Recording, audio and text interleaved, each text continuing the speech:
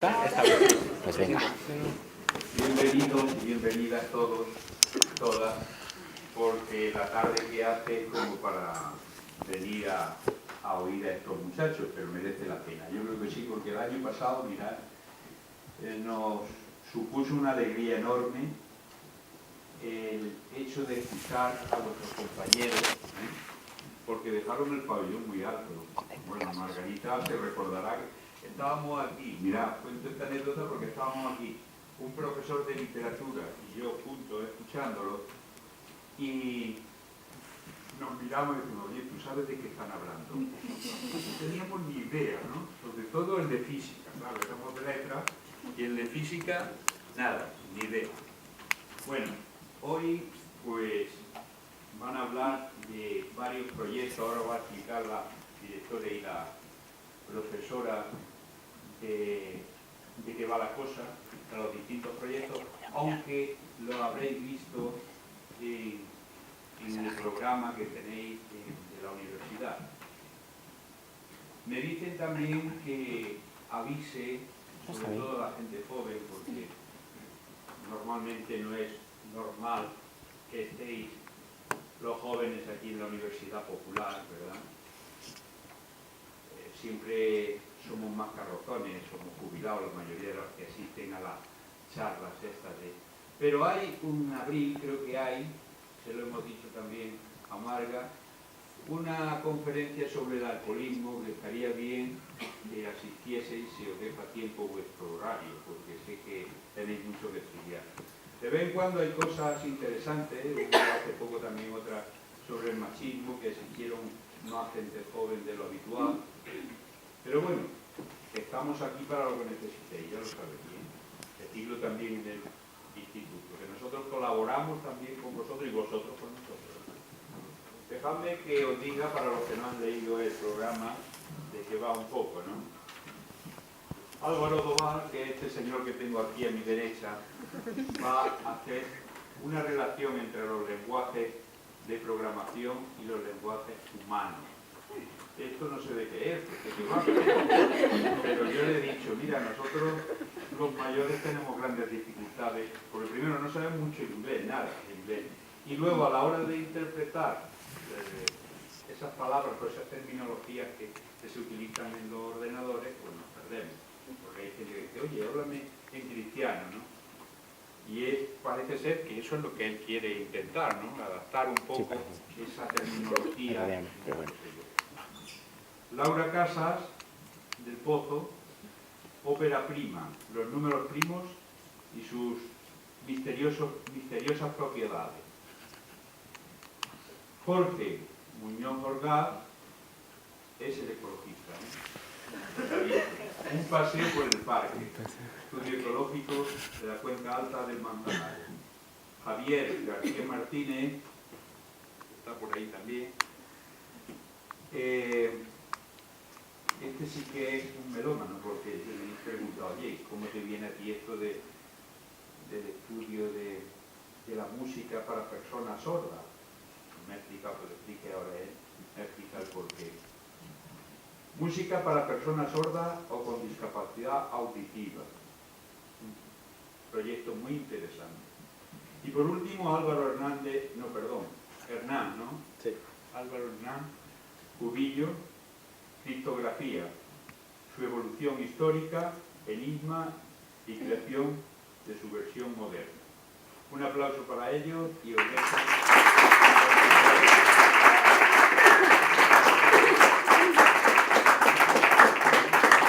Hola, buenas tardes a todos. Yo solamente como directora, primero agradeceros que hayáis venido, agradecerles a ellos que estén aquí, porque hemos tenido que pedir unos voluntarios, tenemos muchos alumnos, y agradecer además a sus compañeros que han venido aquí para apoyarles, para escucharles, para ver un poco cómo va.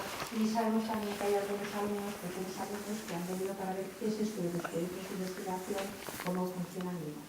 Simplemente quien va a presentar sus trabajos que han hecho y demás es Teresa, que es la jefa de estudios, pero es una profesora en este bachillerato y además ha sido tutora de ellos durante muchos años. Entonces simplemente creo que lo vais a disfrutar, de verdad, como lo decía, hay veces que nos dicen cosas que los demás no sabemos pero es interesantísimo por la forma en que lo hacen ameno, de escucharlos, de verlos y sobre todo que nos expliquen qué han aprendido, por qué lo han hecho y con la ilusión que está.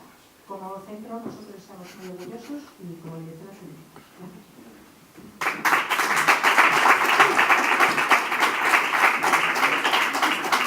Bueno, buenas tardes y muchas gracias por estar aquí en una tarde tan desapacible, tan lluviosa. Este es el tercer año que la Universidad Popular Carmen de Michelena nos acoge en las exposiciones de los proyectos de excelencia y yo creo que cada año, pues en fin, los alumnos van superando porque cada año los vemos más profesionales. Supongo que la mayor parte de los que están aquí ya conocen de qué se trata esto, pero especialmente para los futuros nuevos alumnos de excelencia, pues les comento un poquito brevemente en qué consiste. Uno de los elementos diferenciales del bachillerato de excelencia es la realización de un proyecto de investigación a lo largo de los 2 cursos de bachillerato. En primero, para nuestros alumnos de primero que están ahí, están eligiendo, según sus intereses, sus capacidades, sus gustos, pues en las diferentes asignaturas, pues el tema de su proyecto, a la vez que un tutor que les dirigirá el proyecto. En ocasiones está contutorado por 2 personas. Y a lo largo de este primer curso y de segundo, en varias entrevistas que mantienen con su tutor, pues van desarrollando el esquema, la bibliografía que irán leyendo, incluso en algunos casos, algunos proyectos se han hecho en convenio con la Universidad Autónoma, algunos proyectos de ciencias. En segundo curso, los alumnos registran sus proyectos y los exponen delante de un tribunal, diferentes tribunales que escogen el trabajo escrito y el oral. Pues, en fin, este proceso, digamos, que los alumnos que van a exponer esta tarde pues ya lo han pasado, ellos ya están calificados y han obtenido muy buenos resultados todos ellos, ¿vale? Bueno, ya los han presentado, no voy a repetirme, pero la mayor parte de proyectos que se realizan en excelencia son científicos, porque los alumnos son de ciencias. No obstante, todos los cursos tenemos proyectos bastante brillantes también relacionados con las humanidades y las ciencias sociales, sobre trabajos de cine, de estudio del lenguaje político, de literatura. Bien, esta tarde los proyectos que tenemos están desarrollados desde las áreas de tecnología, los de Álvaro Doval y Javier García. Ambos han programado con diferentes finalidades. También ha hecho algo de programación Álvaro Hernán para demostrar pues, los preceptos de criptografía que establece en la primera parte de su trabajo. Laura Casas, desde matemáticas, trata de demostrar una conjetura matemática a través de diversas técnicas y teoremas, a ver si le funciona, si le da resultado. Y por fin, Jorge Reina ha hecho un paseo por la cuenca alta del Manzanares, estudiando pues cómo la presencia de núcleos urbanos degrada el medio ambiente. Bueno, todo esto nos lo contarán ellos mejor. Empezamos por Álvaro Doval.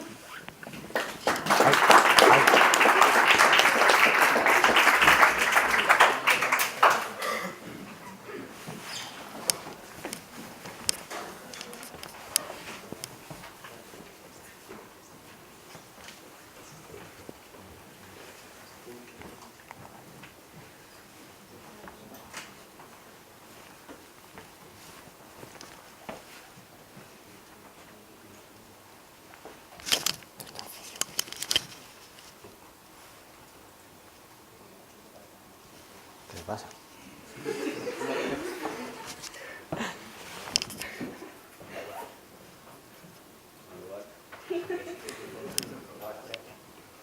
¿Ya? Esto no va. Vale, ya. Vale, ya está. Bueno, pues como ya os han contado, mi proyecto es sobre los lenguajes de programación y su relación con los lenguajes humanos. Entonces, para estudiar esta relación, he estudiado primero los conceptos de lengua y lenguaje, los tipos de lenguajes que utilizan los humanos y que utilizan los ordenadores, y luego cómo son procesados y producidos en ambos sujetos. Y por último, pues he realizado una ejemplificación a través de dos lenguajes de programación, el Python y JavaScript, para demostrar las similitudes que existen. Así que lo primero, como os he dicho, los conceptos de lengua y lenguaje que comúnmente se confunden. El concepto de lengua es un sistema de comunicación que depende de la sociedad y que tiene pues, un carácter social y son como el español, el inglés, el francés, esas lenguas que utilizamos todos los días, que pueden ser también orales y escritos, como os mostraré ahora.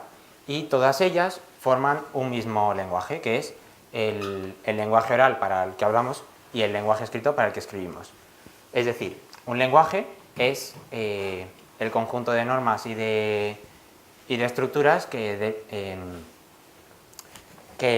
dictan cómo se debe hablar y cómo se debe comunicar una información. Y en este proyecto he utilizado los 3 elementos más importantes en la comunicación, que son el emisor, el medio y el receptor, y los he analizado en cada uno. Ahora los veremos. Entonces, los lenguajes que utilizamos los humanos se pueden dividir por los 5 sentidos, que serían esta clasificación de aquí, y también se puede dividir por lenguajes artificiales y lenguajes naturales. Los lenguajes naturales son los lenguajes con los que nacemos, son pues los sonidos, los lenguajes sonoros, lenguajes artísticos que no necesitan ser aprendidos. Cualquier persona puede utilizarlos. Y los lenguajes artificiales tenemos que aprenderlos y son más complejos que los otros.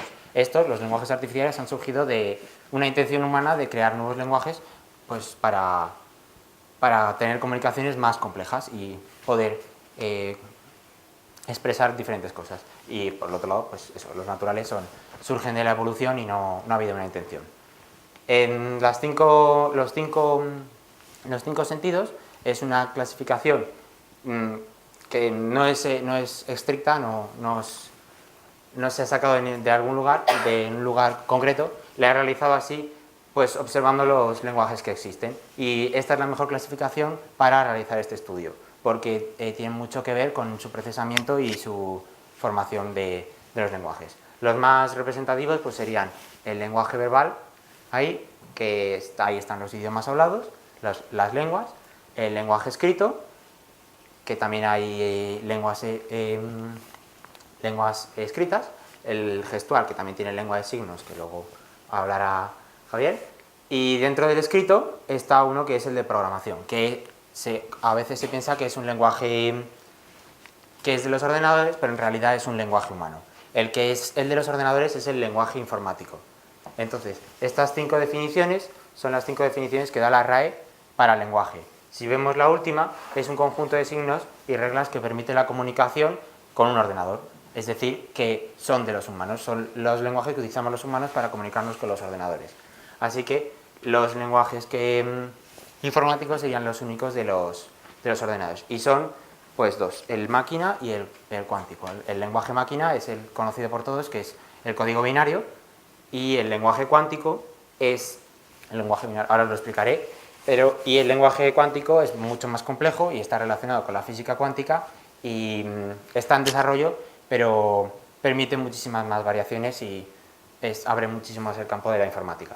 Entonces, el desarrollado, el lenguaje máquina, es, como os explicaré ahora, es la base de todos los ordenadores, y a partir de él se han sacado varios lenguajes nuevos, como pueden ser el ensamblador o los de alto nivel, que esos son lenguajes de programación que los hemos creado nosotros para facilitar la comunicación con los ordenadores.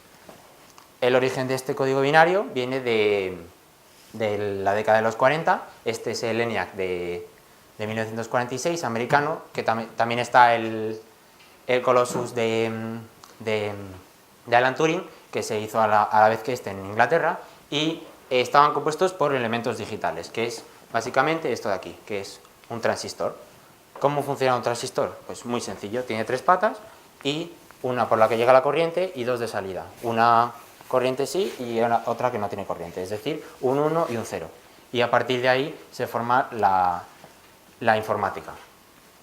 Esto luego fue evolucionando, este ordenador, este primer Colossus, este primer ENIAC, pesaba 1 tonelada, ahora tenemos móviles que no pesan nada y que hacen muchísimas más cosas que este ordenador primitivo. y los lenguajes que fuimos desarrollando a partir de ese lenguaje de código binario que no entendíamos, fueron, pues este es el código binario, se desarrolló un código ensamblador, lenguaje ensamblador, que nos facilitaba, sustituía cadenas de ceros y unos y nos facilitaba muchísimo la comunicación con ordenadores. Pero este tiene un problema, y es que una persona que quiera comunicarse con un ordenador necesita conocer el ordenador y decir exactamente dónde tiene que ir cada cosa, por lo que alguien no puede utilizar esto sin tener conocimientos, grandes conocimientos de la informática. Así que se crearon otros nuevos lenguajes que estaban abiertos a todo el mundo. Son los lenguajes de alto nivel, que se parecen bastante a los lenguajes humanos. Aquí tenemos un ejemplo. Esta sería el orden en que se desarrollaron los primeros. Este se desarrolló por los años 50, y los lenguajes de alto nivel por los años 50 también, y hasta hoy en día se siguen creando nuevos lenguajes que tienen distintas variaciones. Y este sería el orden de traducción. Entonces, este ejemplo, este es print hello world, este sería un ejemplo en JavaScript. Este mismo es JavaScript, es lo mismo que te dice aquí el lenguaje ensamblador, y es lo mismo que te dice el código binario. Es decir, se ha conseguido una simplificación muy grande.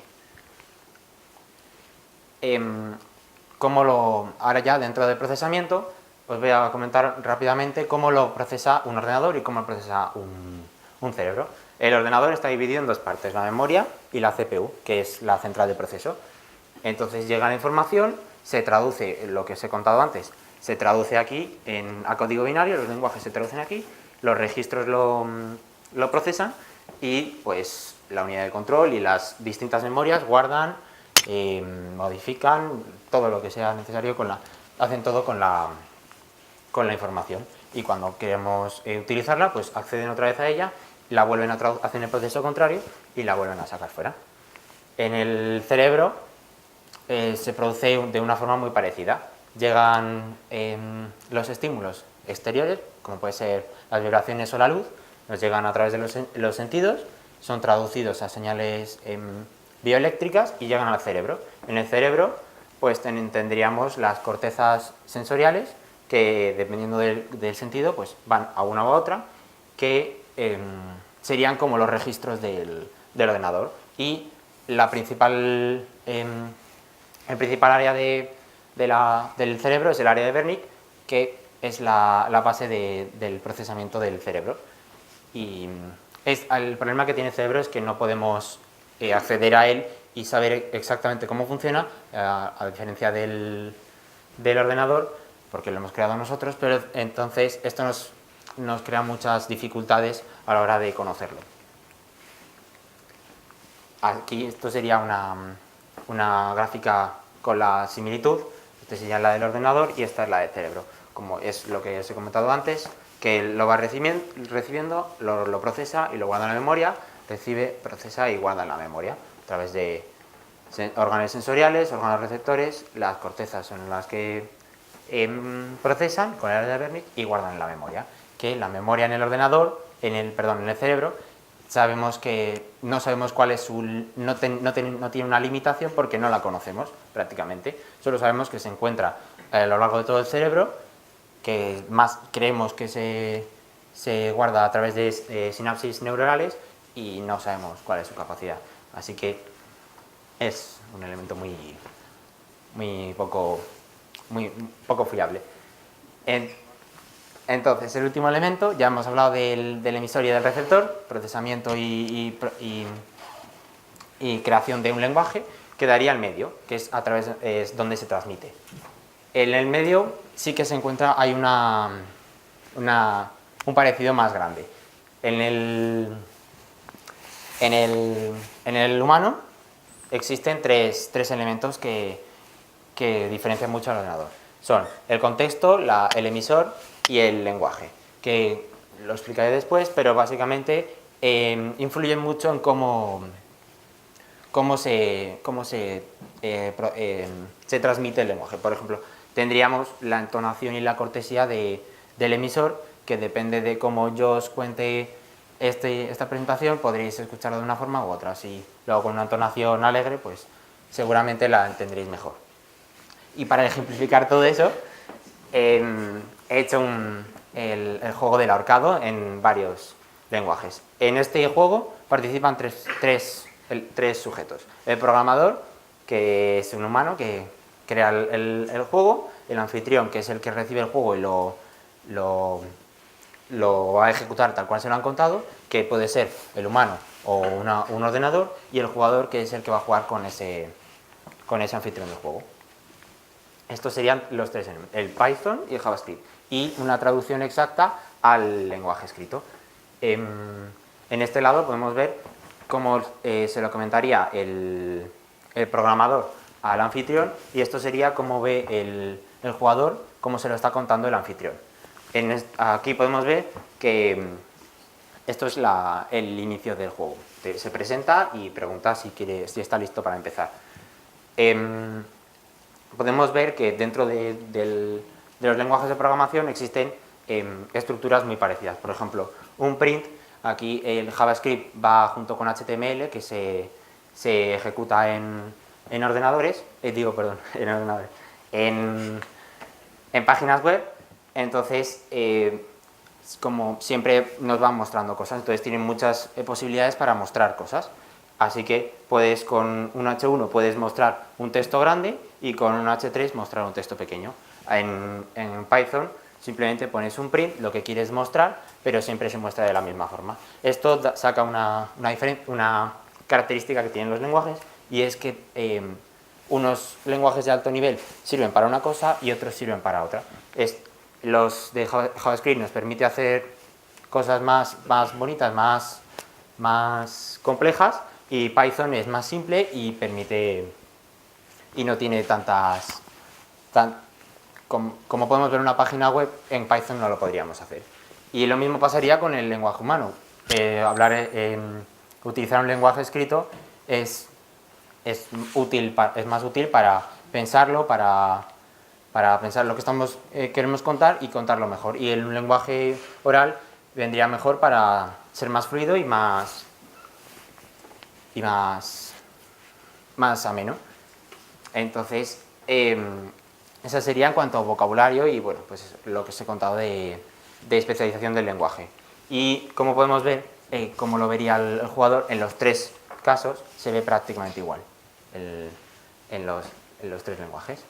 Así que, recapitulando todo, en el procesamiento podemos ver que los métodos de procesamiento son muy parecidos y que, esto no os lo he comentado, pero existen limitaciones en memoria de procesamiento, es decir, que si un humano nace con una discapacidad visual, no podrá utilizar un lenguaje visual, pero sí podrá conocerlo.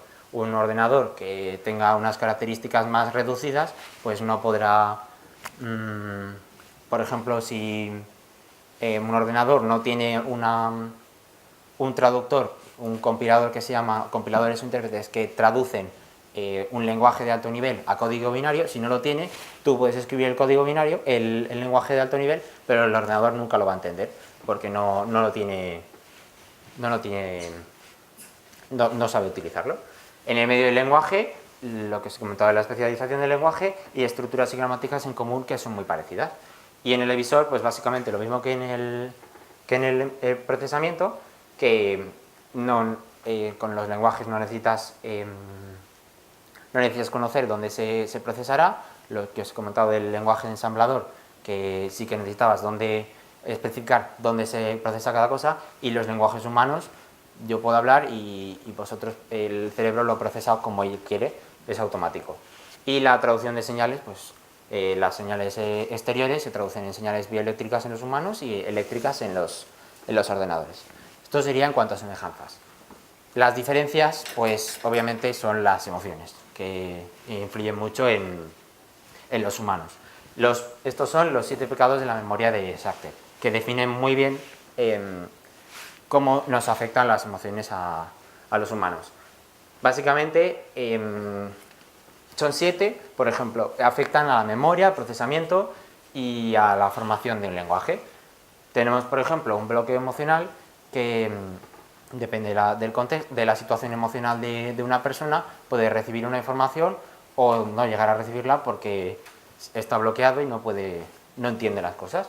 El paso de tiempo influye a la memoria y dice que podemos recordar algo y con el paso de tiempo pues vamos a olvidarlo. O directamente, cuando somos mayores, podemos tener enfermedades como Alzheimer que no nos dejan recordar tantas cosas. Por otro lado, la persistencia es todo lo contrario. Tenemos recuerdos que no queremos olvidar, pero no podemos. Sin embargo, los ordenadores sí que se puede. Y la distracción, pues el cansancio u otros elementos nos hacen que no nos enteremos de las cosas y que no nos lleguen bien. Es decir, que en el emisor y en el receptor las emociones están tan presentes que no podemos comparar a los humanos y a los ordenadores, porque son muy diferentes. Aunque podamos decir que se procesan de forma parecida, porque eso es pura casualidad, porque los ordenadores fueron creados a partir de las matemáticas, que como es la lógica, las matemáticas y la electrónica. Y el cerebro humano y los humanos no sabemos cómo han sido creados, así que no podemos compararlos. En el caso del medio, los lenguajes, sí que hemos creado los lenguajes de los ordenadores, los lenguajes de programación, los hemos creado en función de los lenguajes que conocemos, porque los conocemos, y no los hemos creado nosotros, pero los conocemos. Entonces, como nosotros hemos creado esos lenguajes de programación a través de algo conocido, hemos llegado a algo que se parece. Es decir, que podemos decir que los lenguajes sí que se parecen. Y el procesamiento y la formación no se parecen porque no conocemos a los humanos y como no conocemos el cerebro. Esto sería el siguiente paso de la informática, y ahí es cuando entra la inteligencia artificial y la informática cuántica que os he contado antes, que ya está haciendo muchos avances en los últimos años con ordenadores que son capaces de aprender, el alfacero que aprende ajedrez y supera un montón al mejor jugador de ajedrez del mundo, y es capaz de aprender y de evolucionar. Este sería los elementos que buscamos ahora, y añadir esos fallos que tenemos los humanos, que nos dan esas ventajas, las emociones y los fallos en las comunicaciones que nos dan ventaja, nos producen una fluidez, pero que a la vez nos dan esas desventajas, queremos incluirlas en los ordenadores, y es el próximo paso. Así que quedaría eso, que el lenguaje como tal sí que se parece. Y eso es todo.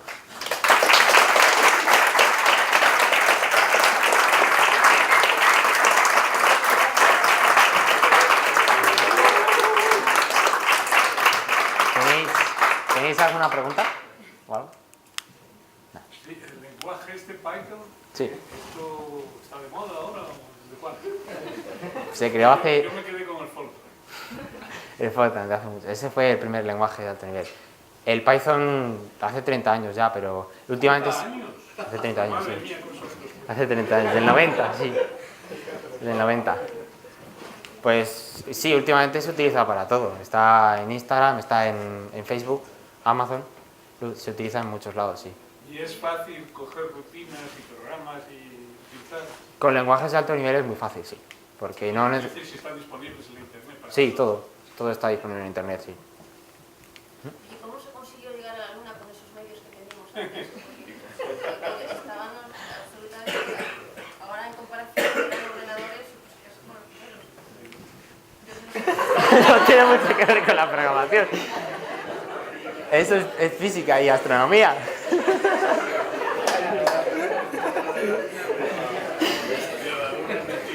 No sé. No pasa nada. Sí. Sí. A ver si el código binario está relacionado con las reglas de la lógica de la filosofía. Sí, pero la acabas de dar ahora en lógica.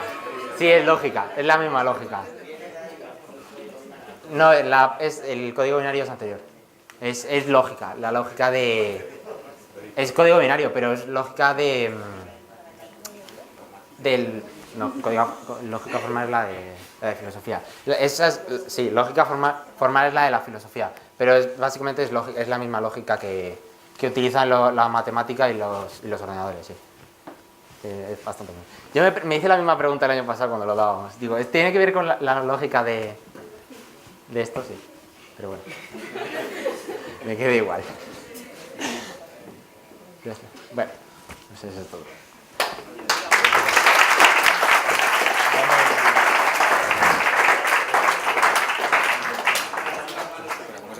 Madre mía, tú. Esto te lo pones ahí abajo. Qué desastre. Ese es para acabarlo. ¿Esto? Al booty. Espera. Uf, los aplausos.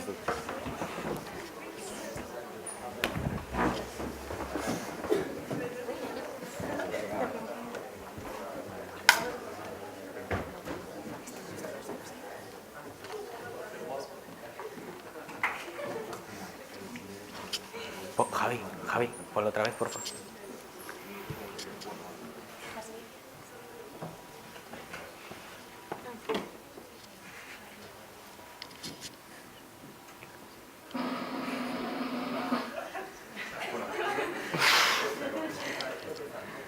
Buenas tardes a todos. Mi nombre es Álvaro Hernández Cubillo y hoy os vengo a hablar de criptografía. En primer lugar, su evolución histórica y enigma, temas que trataremos más brevemente, y la parte experimental del proyecto, que es el desarrollo de un método criptográfico propio. ¿No funciona? ¿Qué? ¿Cuál? Así pues, comenzaremos con los orígenes de la criptografía, la máquina criptográfica más destacada a lo largo de la historia, que es Enigma. Pasaremos después al desarrollo del método criptográfico propio de este proyecto y concluiremos comentando los métodos criptográficos actuales más destacados para, por último, de todo lo anterior, extraer las conclusiones finales del proyecto. Como he dicho, comenzamos con los orígenes de la criptografía. Cabe mencionar que en su origen, es decir, inicialmente la criptografía se dividía en dos ramas, la criptografía de transposición y la criptografía de sustitución. La diferencia entre ambas reside en que la criptografía de transposición consiste en cambiar el orden de las letras o caracteres que componen un mensaje, mientras que la criptografía de sustitución, como su propio nombre indica, consiste en sustituir las letras o caracteres que componen un mensaje por otras letras u caracteres ajenas al mensaje. Si hacemos un pequeño salto en el tiempo hasta el siglo XV, observamos la cifra de Viñer, que es un método criptográfico, aunque sencillo, que cobrará muchísima importancia más adelante, luego veréis por qué. Como veis, es un cuadrado, en el caso del alfabeto castellano, con 27 filas y 27 columnas, una para cada letra del abecedario. ¿Cómo funciona? Pues bien, lo primero que se debe hacer para codificar un mensaje es, evidentemente, tener un mensaje. En este caso es desviar tropas. Lo segundo que debemos hacer es seleccionar una palabra que usaremos como base. En este caso he cogido criptografía. Y la tendremos que repetir tantas veces como sea necesario para que la palabra ocupe tantos caracteres como el mensaje que deseamos codificar. En este caso solo ha habido que repetir una vez la letra C. ¿Qué es lo que hay que hacer ahora? Pues bien, se codifica letra por letra.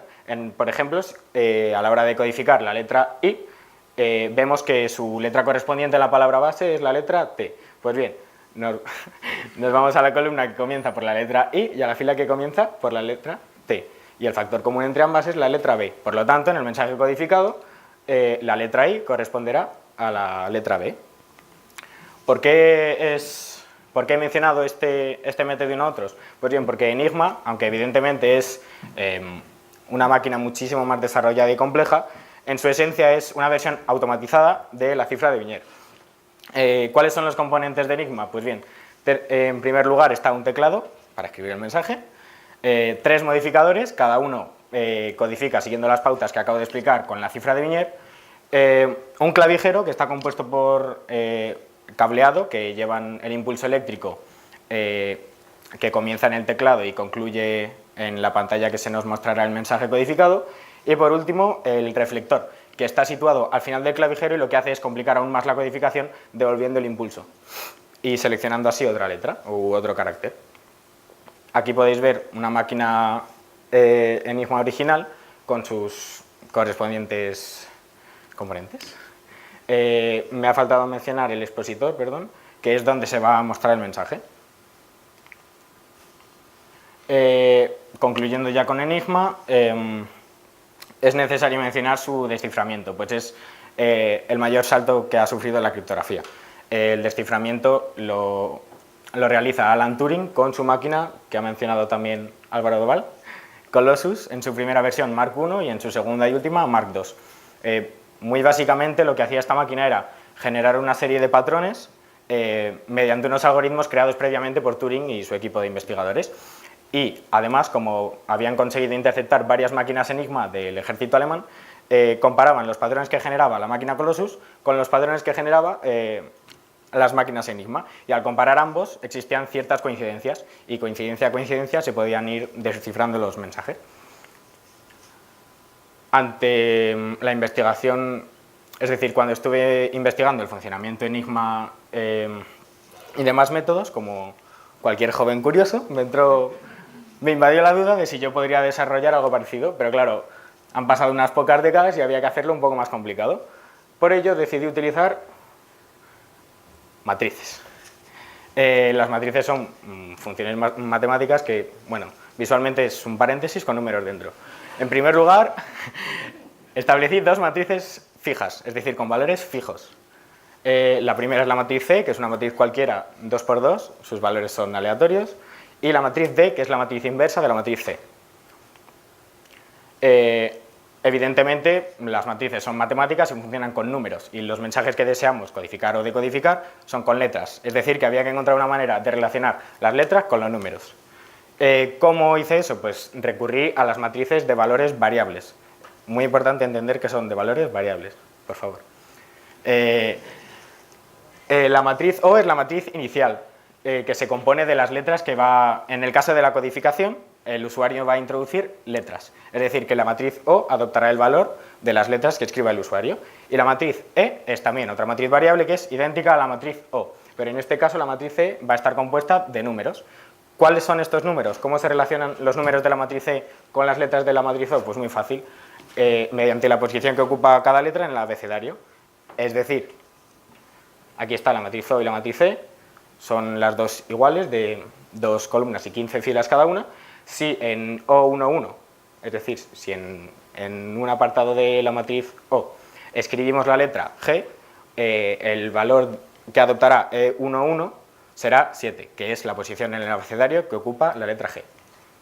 Más visual aún, si escribimos hola en la matriz O, los valores que adoptará la matriz O pues serán hola. Y los que adoptará la matriz E, vuelvo a repetir, son los valores las posiciones que ocupan las letras en el abecedario. La última matriz variable es la matriz M. La matriz M es el producto de las matrices E, que es la matriz variable numérica, y la matriz C, que es la primera matriz fija que he mencionado. Esta matriz será la que muestre el resultado final de la codificación. Siguiendo con el ejemplo anterior, una vez teniendo la matriz C, que son valores fijos y conocidos, y habiendo escrito hola, por lo tanto teniendo valores conocidos también en la matriz E, multiplicando las matrices E y C, obtenemos otro número, 24, 16, 13, 24. Entonces, si escribimos la palabra hola, tras codificarla, adoptará esos valores. La codificación, pues básicamente, si tenemos que la matriz M es el producto de multiplicar las matrices E y C, como he mencionado. Si tenemos también que las matrices C y D, al ser inversas, su producto es la matriz identidad, que es equivalente al número 1 en números ordinarios, podemos deducir que, multiplicando por la matriz D, que es la inversa de C, en ambos lados de la ecuación, se nos pueden anular, no se nos pueden, se nos anulan las matrices C y D, por lo tanto, nos queda que la matriz E es igual a M por D. Es decir, El usuario conoce la matriz M, pues es el mensaje que él ha recibido, y conoce también la matriz D porque tiene valores fijos. Por lo tanto, a la hora de descifrar, si se multiplica M por D, se obtiene E, que es una matriz al principio desconocida. Pero una vez conociendo la matriz E, aunque esté compuesta de números, podemos, relacionando mediante la posición en el abecedario, obtener el mensaje que se nos ha enviado inicialmente. Todo esto, teóricamente explicado, pues vale muy bien, pero había que expresarlo de forma informática. Y al igual que Doval y Javi, yo también he tenido que programar, pero en mi caso lo he hecho usando App Inventor, que es...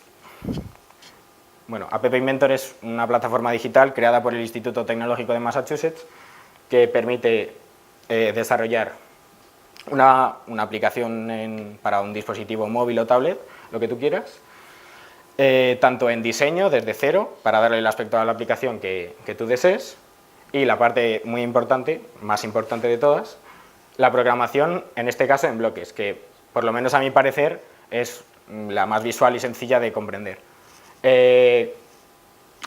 Pues bien, elemento a elemento que he explicado antes, vamos a ir traduciendo al lenguaje informático. Lo primero que es necesario hacer, o que yo vi necesario hacer, fue crear una global, una lista, que contiene las 27 letras del abecedario. Después, teníamos que, como he mencionado, tenemos que relacionar las matrices O y E. Bueno, pues el lenguaje informático necesario para relacionar las matrices E y O. Si tenéis curiosidad, pues a E21, por ejemplo, el resultado de esto será el elemento de la global que corresponda a O21. Si se aprecia lentamente se puede ver. Se otorgan los valores a C, que eso es muy sencillo porque son valores fijos. Y ahora viene la parte de codificación, que en realidad es bastante comprensible. Simplemente lo que hay que hacer es establecer una variable que establezca que al pulsar el botón de codificar, a los apartados de la matriz M, que es la que va a mostrar el resultado de la codificación, se establezcan los resultados de multiplicar las matrices E y C, como he mencionado antes. Y ahora, en el caso de codificar, hay que tener en cuenta que la matriz O, que es la inicial, ahora no va a estar compuesta de letras, va a estar compuesta de números, porque lo que se quiere es decodificar. Y la matriz E, por lo tanto, va a estar compuesta de letras. Por lo tanto, es igual que la codificación, pero finalmente, aunque visualmente es al principio, se tiene que relacionar con la global que hemos creado al principio para poder relacionar números y letras con su posición. Bueno, esto es para la aplicación, los botones para cambiar de pantalla y para enviar los textos. Dejamos la explicación teórica y vamos a la ejemplificación en el dispositivo. Creo haberlo mencionado ya, pero esto es una aplicación. Hasta ahora habéis estado viendo algo que luego no se ve en el móvil. El aspecto que tiene en realidad la aplicación es, en primer lugar, esto, que es la pantalla de bienvenida. Estas dos secciones inferiores son botones. Pulsas el botón de instrucciones de uso y te manda a las instrucciones de uso, que es la segunda pantalla. Te las lees si quieres usarlo bien y le das a comenzar. Y aquí llega la parte entretenida, que es únicamente una pantalla, pero no cabía todo en una foto, así que son diferentes capturas de pantalla, pero es una pantalla deslizable, como una página web. Pues bien, como he mencionado, está la matriz O, que matemáticamente se ve de diferente forma, pero esto, aunque no tenga el mismo aspecto de 2 columnas y 15 filas, esto es la matriz O. Esto es una tabla que se corresponde a la matriz, que es donde el usuario va a introducir tanto letras si quiere codificar o números si quiere decodificar. En este caso, el mensaje que yo he puesto de ejemplo es la criptografía y su gran evolución. Bajando un poco en la pantalla nos encontramos dos secciones, una de codificar y otra de decodificar. Antes os he mencionado las matrices fijas, pero no os he mencionado que, para que tuviese su gracia, pues he puesto 7 matrices fijas diferentes, una para cada día de la semana, y en función de eso un mismo mensaje, dependiendo del día en que se codifique, pues el resultado de su codificación va a ser uno u otro. Pues bien, hoy es miércoles. ¿Sí, no? Miércoles. Pues si le damos a codificar miércoles, deslizando hacia abajo, nos va a aparecer la matriz M, que es la otra matriz variable visible en la aplicación. La matriz es teórica, que solo se usa a la hora de programar o explicarla matemáticamente. Esta es la matriz M y en este caso, al haber codificado, nos mostrará el resultado de haber codificado la criptografía y su gran evolución un día miércoles. Si quieres compartir el mensaje con otro usuario, que es de lo que va, pues copias los números o letras que hayas introducido aquí, que es otra sección que mediante también la programación se puede, en mi caso lo he hecho con números de teléfono, lo puedes compartir con Gmail o lo que tú quieras, presionas seleccionar un contacto, te aparecen los contactos que tengas y si le das a enviar pues te llega un mensaje a tu móvil con el mensaje. Y en el caso de la decodificación, esta sigue siendo la matriz O, pero como he dicho antes, a la hora de decodificar se compone de números. Y en este caso presionaríamos el botón de decodificar miércoles y nos quedaría redondo. Y en este caso la matriz M nos mostraría las letras, que son la criptografía y su gran evolución, que es el mensaje que habíamos enviado anteriormente. Sí. Existen numerosísimos métodos criptográficos que se usan en la actualidad, pero principalmente se dividen en dos ramas, la rama simétrica y la rama asimétrica. En el caso de la rama simétrica se usa una clave privada, tanto para decodificar y codificar, la misma clave. El método más destacado es AES, creado en 2006, que a día de hoy, 12 años después, sigue siendo el más utilizado. Y por otro lado está la criptografía asimétrica, que cuenta con una clave pública, que puede ser conocida por cualquiera, y por una clave privada, que conocen tanto emisor como receptor del mensaje. El problema que tiene la criptografía asimétrica es que si ya conoce cualquier persona la clave pública, puede tener la suficiente información como para poder interceptar un mensaje y, interceptando el mensaje, si cuenta con los suficientes recursos, puede llegar a descifrar cuál es la clave privada y, por lo tanto, descifrar el mensaje. Por lo tanto, al ser menos segura, la criptografía asimétrica se usa principalmente para distribuir de una forma segura las claves privadas de la criptografía asimétrica. ¿Para qué se usa la criptografía? Pues actualmente para casi todo. Cualquier información medianamente importante está guardada con criptografía. En los bancos está todo cifrado con criptografía. Los mensajes que se envían los ejércitos, que era la principal función antiguamente, se sigue haciendo. Bueno, infinidad de cosas. Conclusiones. Pues bien, hemos visto dos saltos importantes en la criptografía. En primer lugar, la automatización tras la cifra de Viñer a la máquina de Enigma, y el otro salto, que es la informática, tras el desciframiento de Enigma debido a la creación de Colossus, que es, pues, si no el primer ordenador, desde luego de los más destacados e importantes. Las conclusiones que derivan de esto es que, si os acordáis, os he dicho que el método criptográfico que más se utiliza en la actualidad fue creado en 2006.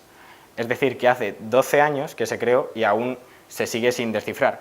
Es decir, a la conclusión que yo he llegado es que tras la Segunda Guerra Mundial hubo un desarrollo tan potente de la criptografía que se ha llegado a un punto de complejidad prácticamente ridículo y es muy complejo descifrar cualquier método. Y se han creado tantísimos que, a mi parecer, vuelve a ser necesario un salto, tanto como la automatización o la informática, que suceda, pues eso, otro salto es necesario porque la criptografía lleva estancada 12 años. Bueno, ya he concluido. Si tenéis alguna pregunta, pues estaré encantado de responder.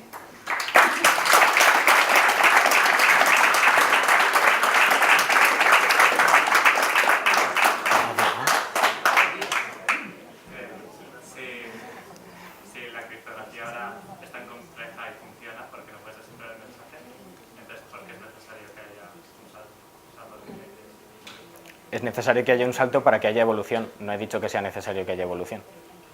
Mientras siga funcionando, me refiero a lo que me quería referir era que, a mi parecer, no va a volver a haber una gran evolución en la criptografía hasta que sea de nuevo necesario un salto. En el caso de la informática fue por aunque sea, bueno, pues desgraciadamente, pero fue por la Segunda Guerra Mundial. Hasta que no suceda algo parecido, no va a ser necesario... no va a ser necesario un nuevo desarrollo de la criptografía porque, como digo, lleva 12 años el mismo método siendo utilizado y nadie lo ha conseguido descifrar. Oye, ¿los mensajes de WhatsApp están encriptados? Sí, puedes mandarlo por WhatsApp también. Yo he puesto SMS pero vamos, que los puedes mandar por WhatsApp también. Lo programas en App Inventor y ya está. Es igual. ¿Podrías comparar la complejidad de la máquina Enigma con tu sistema para encriptar? Pues, a ver, la diferencia es que yo cuento con unas facilidades que no se contan. ¿La facilidad o dificultad en comparación de un sistema y otro para desencriptarlo? O sea, para averiguar... Sí, te entiendo. Pues para desencriptar. Ahora mismo la máquina Enigma se desencripta en 5 minutos con un ordenador medianamente potente. Y bueno, mi propio método, yo no tendría ni idea de cómo descifrarlo. Pero desde luego, si yo he podido hacer este método, es porque cuento con muchísimas facilidades con las que no se contaban en aquel entonces. Y si yo he hecho esto, imagínate las cosas que existen. El método AES, que es el más utilizado, el que he mencionado, de 2006, también utiliza matrices, pero evidentemente es muchísimo más complicado que el mío. ¿De quién es la patente de ese AES? Pues no tengo ni idea. AES, Sistema de Encriptación Avanzada, en inglés. ¿Americano, militar? Estadounidense, sí. Militar, sí. ¿Y la criptografía cuántica, que he oído hablar que ya es el colmo? Pues yo no he oído hablar de criptografía cuántica. Si te voy a ver. No, sí, puede, o sea, de verdad, he mencionado el AES porque, como digo, es el que más, o sea, es el que tiene el equilibrio de que no es muy difícil desarrollarlo, pero sigue sin poder ser descifrado, pero hay gente que hace locuras.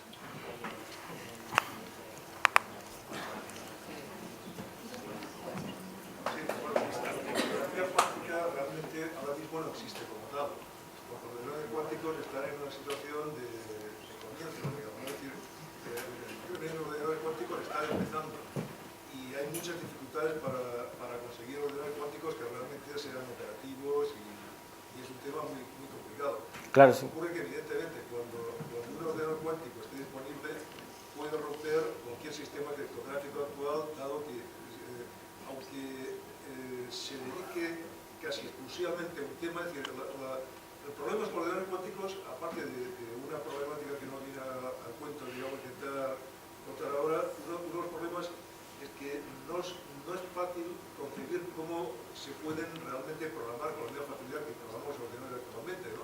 Probablemente haya que hacer un ordenador cuántico especial dedicado a una cosa concreta, al menos inicialmente, ¿no? En este caso, a romper un código. Y entonces probablemente la posibilidad de romper un código va a ser porque va a poder calcular números primos que actualmente no hay manera de computar. O sea, esa es la idea así general del tema, ¿no? Entonces, claro, el momento que tienes un ordenador cuántico que es capaz de romper códigos, ya tienes un problema porque tienes que conseguir otros métodos avanzados de poder ingresar. Sí, está... calcular también números mucho mayores, me refiero a números primos, para poder hacer la verificación. Sí, si te he entendido bien, está un poco relacionado con la conclusión, es decir, hasta que no se cuente con un ordenador capaz, no se va a poder desarrollar nada. Por ejemplo, Alan Turing, mientras estudiaba, tuvo no hizo la patente porque no contaba con los medios necesarios, pero desarrolló la máquina universal de Turing, que se convertirá posteriormente en Colossus, pero previamente no contaba con los medios, por lo tanto no podía desarrollar nada. Igual que Enigma, hasta que no se contó con en este caso Colossus, o sea, Colossus sería el equivalente al ordenador cuántico que has mencionado. Hasta que no se contó con Colossus era inviable descifrar Enigma.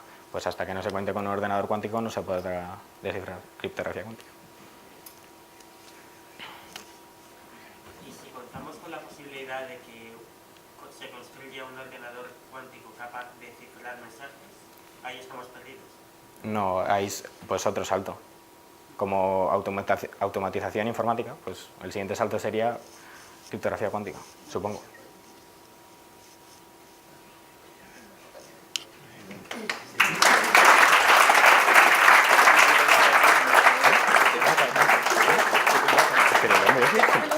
Si les parece como En vez de preguntarme, se pone a explicarme cosas, ¿dónde me vas?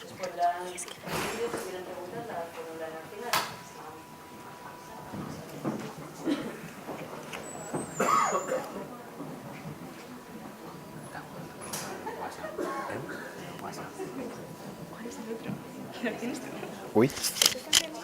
Sí. Podrías haber dejado. Sí.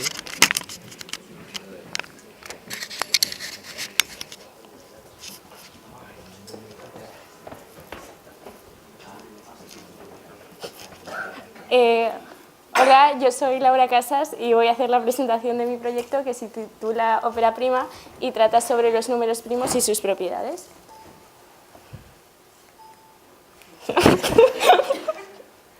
Vale. Los números primos son todos aquellos números que solamente son divisibles de forma exacta entre sí mismos y 1, como por ejemplo el 7, que solamente se puede dividir de forma exacta entre 7 y 1. Una propiedad muy importante de los números primos es que son infinitos. Esto fue demostrado por Euclides, un gran matemático griego, cerca del año 300 a.C. Siguió un razonamiento por reducción al absurdo, que fue el siguiente. Supuso que hubiese un número finito de números primos. De ser así el caso, se podrían multiplicar todos creando una cantidad muy grande. Si a esa cantidad muy grande le sumamos 1, al dividirlo entre cualquier número primo, daría de resto 1. Por tanto, acabaríamos de haber creado un número que solamente es divisible de forma exacta entre 1 y sí mismo, que es lo que hemos dicho antes, que es la definición de número primo. Y habíamos partido de que no había más números primos, o sea, hemos llegado a una contradicción. Por tanto, la única posibilidad es que sean infinitos. Al igual que Euclides, muchos grandes matemáticos han investigado los números primos durante muchos siglos, y esto es debido a que sirven para muchísimas cosas. Hoy en día, una de las aplicaciones más conocidas es su uso en algoritmos criptográficos en la red, que tiene un poco que ver con lo que ha explicado Álvaro. Por ejemplo, cuando compráis algún producto en Internet, normalmente tenéis que introducir una clave. Pues detrás de esa clave, aunque no lo parezca, lo que corren son productos de números primos, que permiten acceder a información no pública. Esto nos lleva a que existan números primos ilegales, como este de aquí, con algunas cifras cambiadas. Este concretamente permite piratear películas y series, y a quien se encuentre en su posesión deberá pagar una multa muy alta. Además, los números primos sirven para explicar fenómenos en áreas muy distintas, como la biología. Un ejemplo de esto es el caso de las cigarras. Las cigarras son un animal de Norteamérica que viven casi toda su vida bajo tierra, y se ha observado que el número de años que viven bajo tierra es un número primo. Hay algunas que viven 13 años, hay otras que viven 17 años, y esto es debido a que hay unos factores externos que perjudican su reproducción el día que salen, y al vivir números de años primos bajo tierra aumentan sus posibilidades de supervivencia. Y bueno, por último yo voy a mencionar su aplicación en engranajes. El número de dientes de engranajes adyacentes tienen que ser primos relativos, y al ser números primos aseguramos que sean primos relativos. Esto es debido a que si hay algún defecto en uno de los dientes de un engranaje, siempre tocará con la misma zona del engranaje adyacente, desgastándolo más de forma puntual en vez de homogénea, por lo que habrá que cambiarlos cada menos tiempo, lo cual no beneficia económicamente. Bueno, pues al haber investigado grandes matemáticos los números primos durante tantos siglos, les ha llevado a proponer conjeturas, que son hipótesis sin demostrar, como por ejemplo la conjetura de Goldbach, que dice que todo número par se puede escribir como suma de dos números primos. Yo inicialmente empecé este proyecto con una conjetura que se me ocurrió que resultó ser errónea porque dependía del sistema numérico en el que estaba escrito, pero me llevó a conocer la conjetura de Andrica y me propuse como objetivo en el proyecto intentar demostrarla. La conjetura de Andrica dice lo siguiente, que la diferencia entre las raíces cuadradas de dos números primos consecutivos siempre tiene que ser menor que 1. Fue propuesta por Andrica, un matemático rumano, en 1986.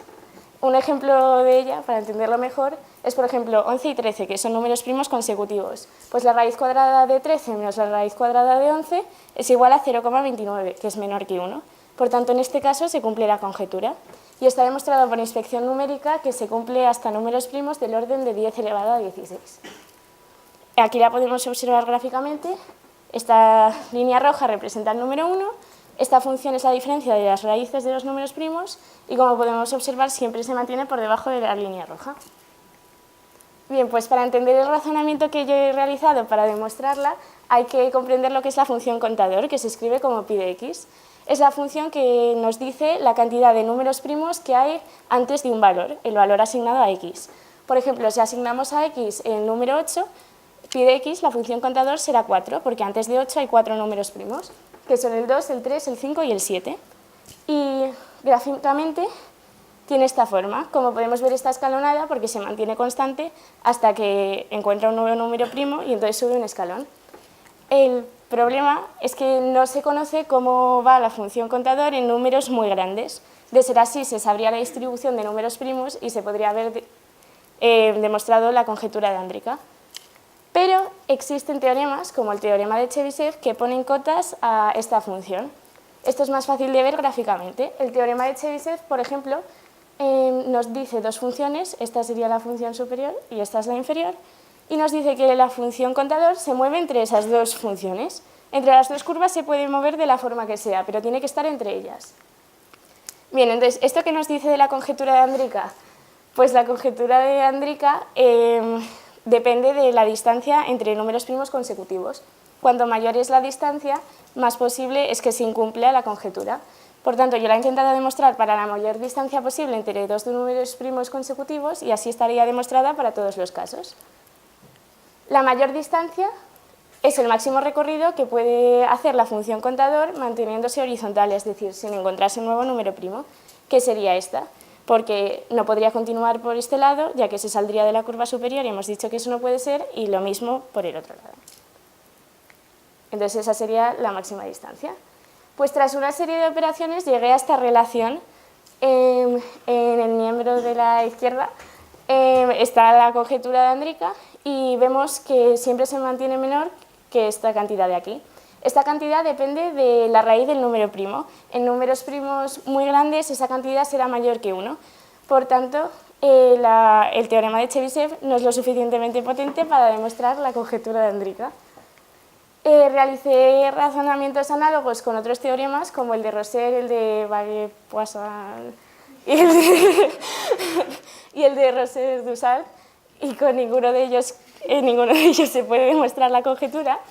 Y entonces encontré el teorema de Iwaniecki-Pins, con el que tampoco la he demostrado, pero he llegado a resultados interesantes y originales.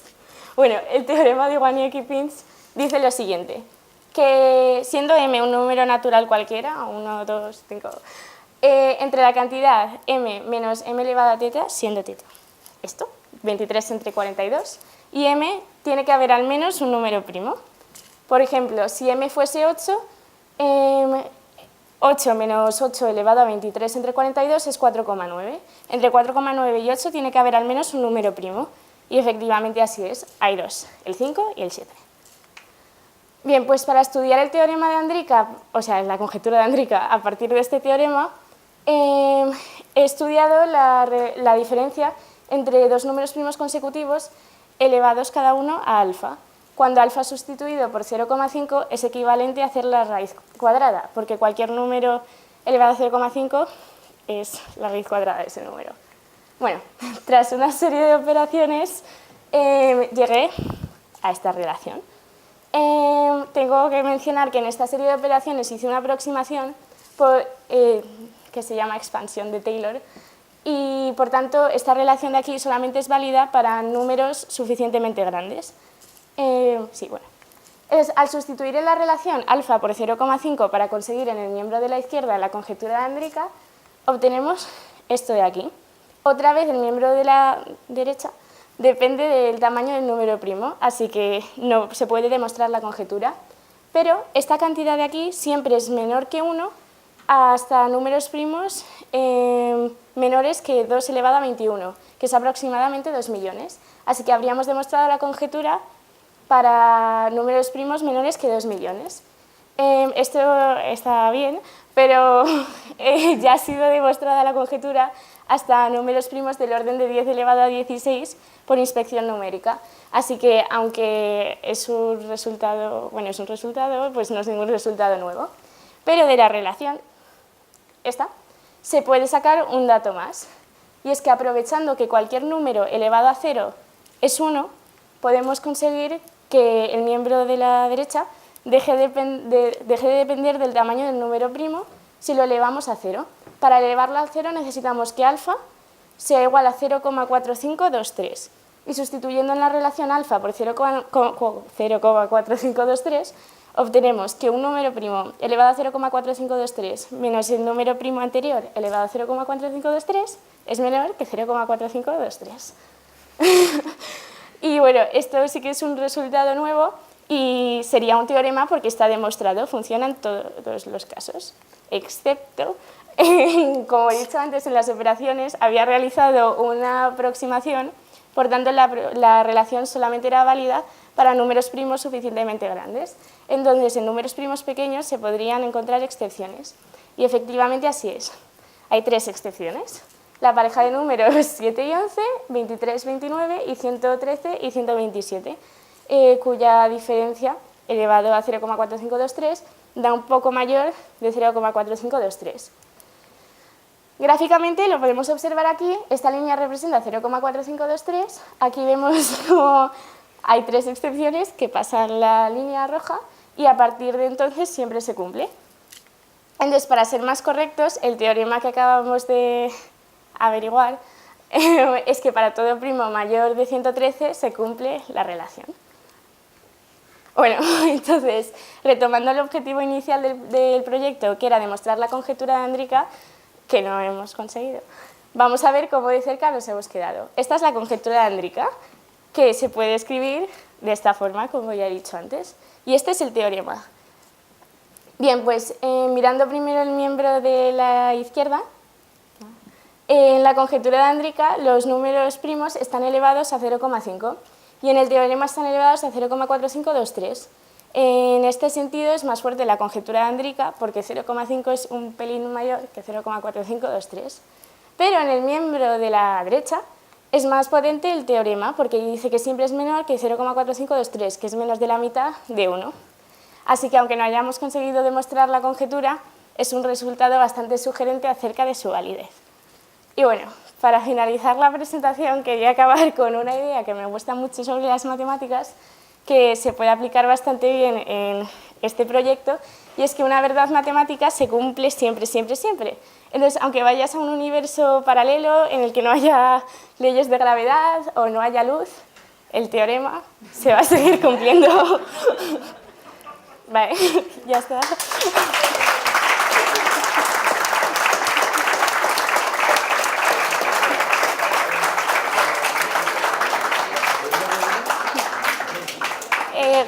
Gracias. Si tenéis alguna pregunta, me la podéis hacer al final.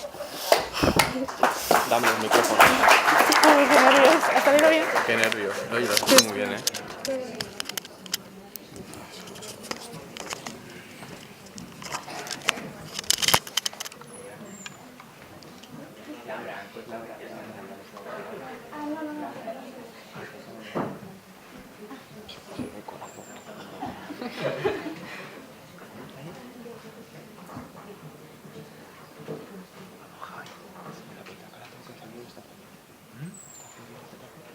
Sí, bueno, nadie la ha pagado, sí.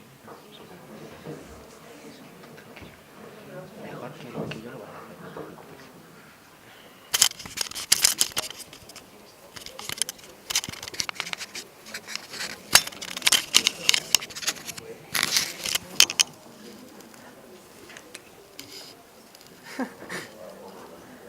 ¿Ponéis su presentación? Chicos, la presentación.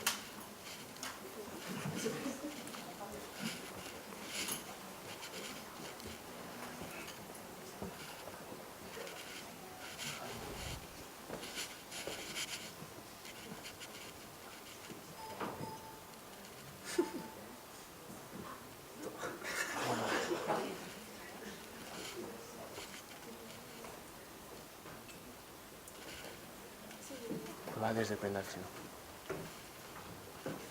Ahí. Bueno.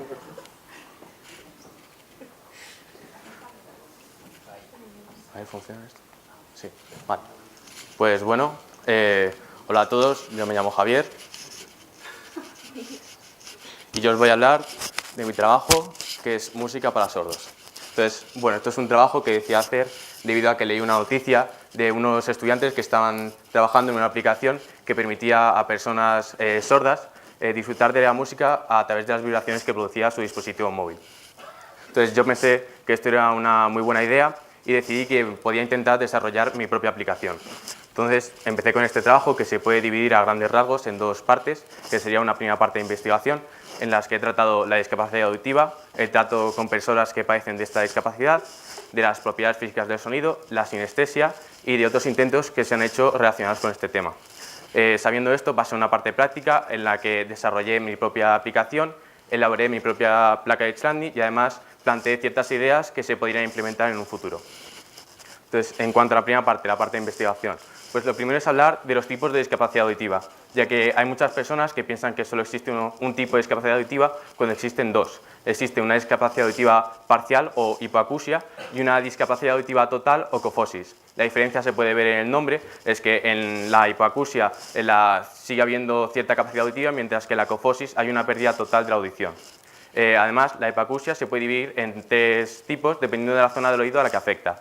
Existe una hipoacusia neurosensorial, si afecta al oído interno, una hipoacusia conductiva, se afecta al oído medio, y una hipoacusia mixta, que suele ser la más grave, ya que afecta tanto al oído interno como medio.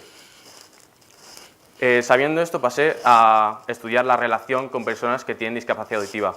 Y esto lo pude hacer gracias a que una madre de una compañera de clase, que trabaja en OADIS, que es la Oficina de Atención a la Discapacidad, pues me invitó un día a bajar al centro de Madrid para conocer a esta persona que hay en pantalla, que se llama Marisa, que es una persona que tiene discapacidad auditiva parcial y que además está interesada en el tema de la música, ya que le gusta bailar.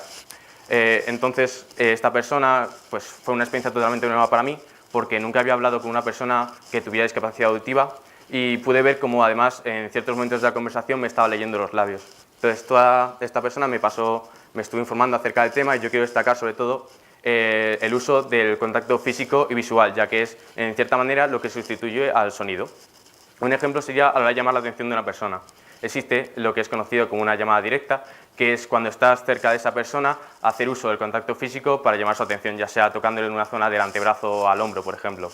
Y luego, cuando esa persona está a más distancia, es conocida como una llamada a distancia, y en la que se hace uso, por ejemplo, de las luces, apagando o encendiendo las luces de una habitación, haciendo sombras o incluso si el suelo permite vibración, pues dando un pisotón.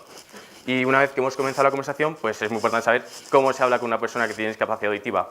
Pues es muy importante estar en una zona bien iluminada, no taparse la boca, intentar vocalizar bien y hablar lento, pero no demasiado, ya que si hablamos muy lento es incluso más difícil que nos entiendan que si hablamos demasiado rápido.